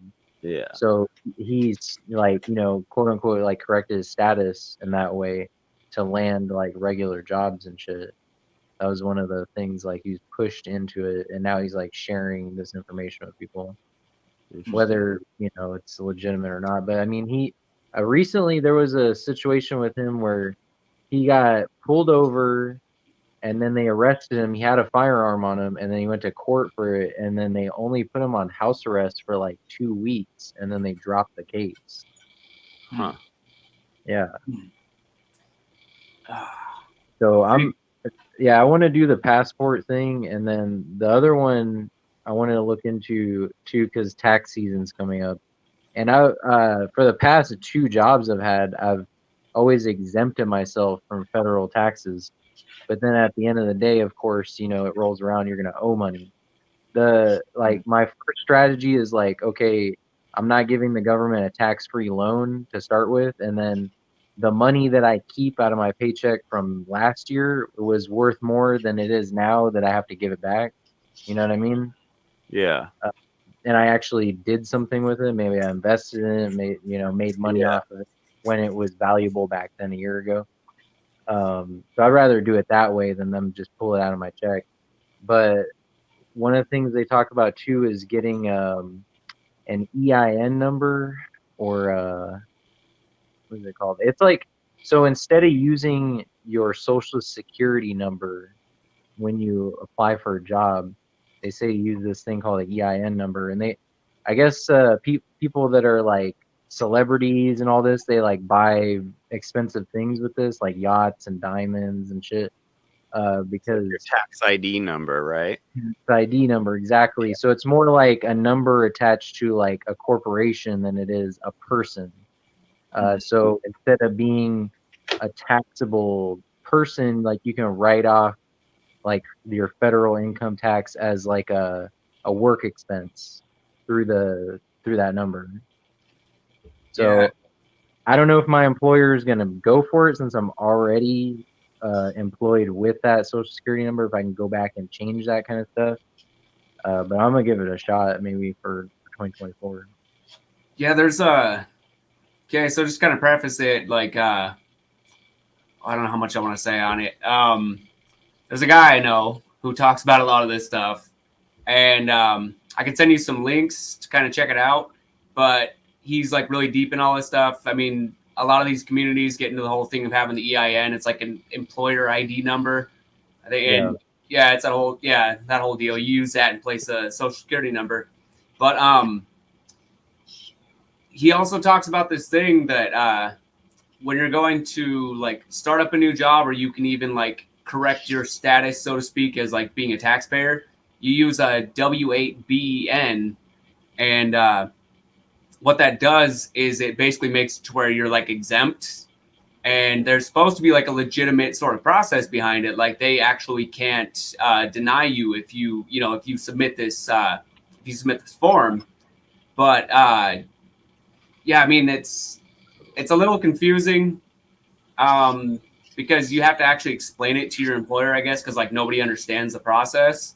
But like I guess it all adds up. The IRS will accept this form, and there's also the whole revocation of election process. I sent that in, just a little form to the IRS saying that I'm like a non-taxpayer national or whatever. It's been a while, but I haven't heard anything back, so I don't know if that's even legit or not. Then it stands as law. What's that? they haven't rebuked it, so it stands as law of the Yeah, land. yeah. Nobody's contested it. I haven't gotten a rebuttal, so I guess yeah. I mean, it's interesting. I even have the little green slip thing. There's like you send it as like certified mail or something like that, so you have a receipt and you know when they've like received it. So it's like, yeah, you guys got it. So got evidence that you guys are, you guys got to accept my status. You guys got to correct it on my file or whatever.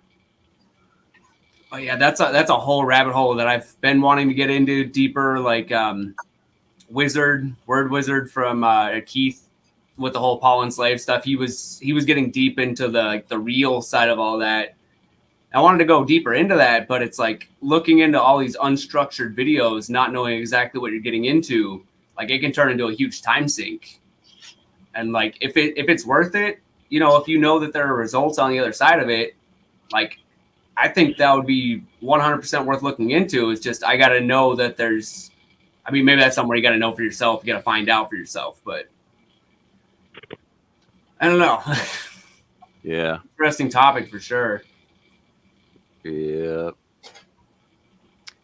I've been, it's been years of looking into the shit and not really getting anywhere.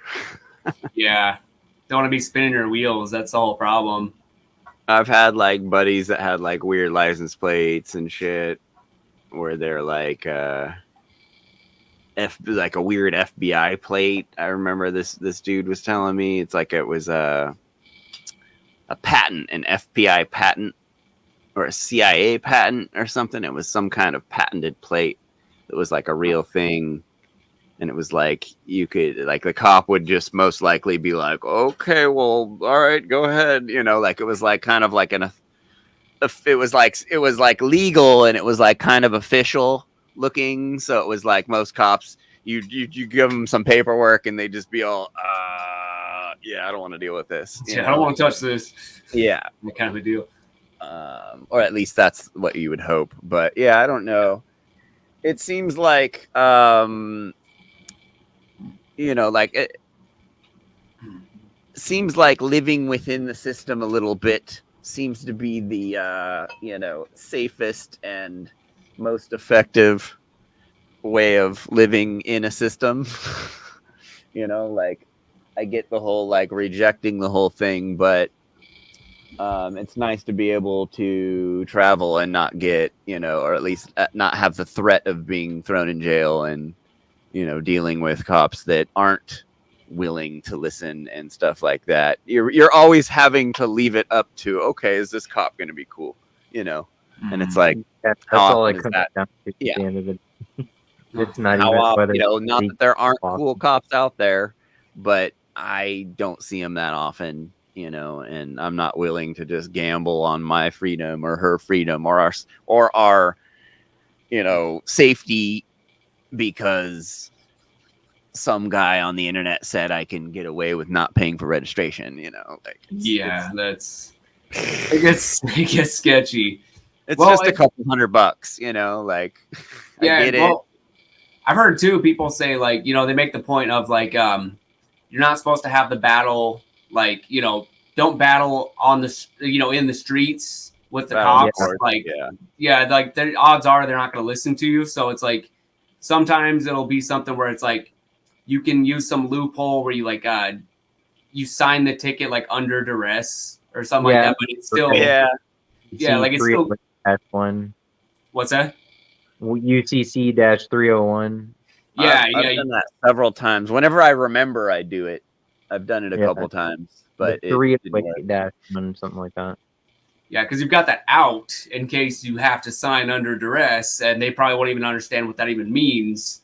But it's like you still, you can still be like, you can challenge your ID or anything unless they threaten arrest, because then you're under duress, and any information you give them after that is not even admissible in court.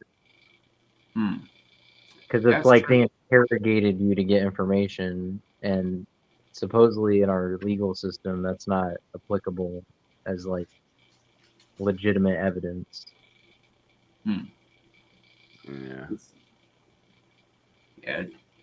Well, hey, dudes, I'm a wrap things up. Yeah. we're going on 3 hours, and Allie just finished cooking, and it smells really good. And I was working all day. Oh. That was a pretty good conversation. But yeah, let's try and you guys like let's try and like want to try and show up with a couple videos every week, just like interesting things or something, just so we can keep things going a little bit. But I want to try and do one a month early, so we can get like Chris in here, because he hit me up. He was like, "Oh, it's super fun," like, and I feel like we could, we got to start doing some deeper trolls and get some people, get some activities going on the show every week. Some like long activities or some sort of, do some pranking, maybe some prank calls like Mike.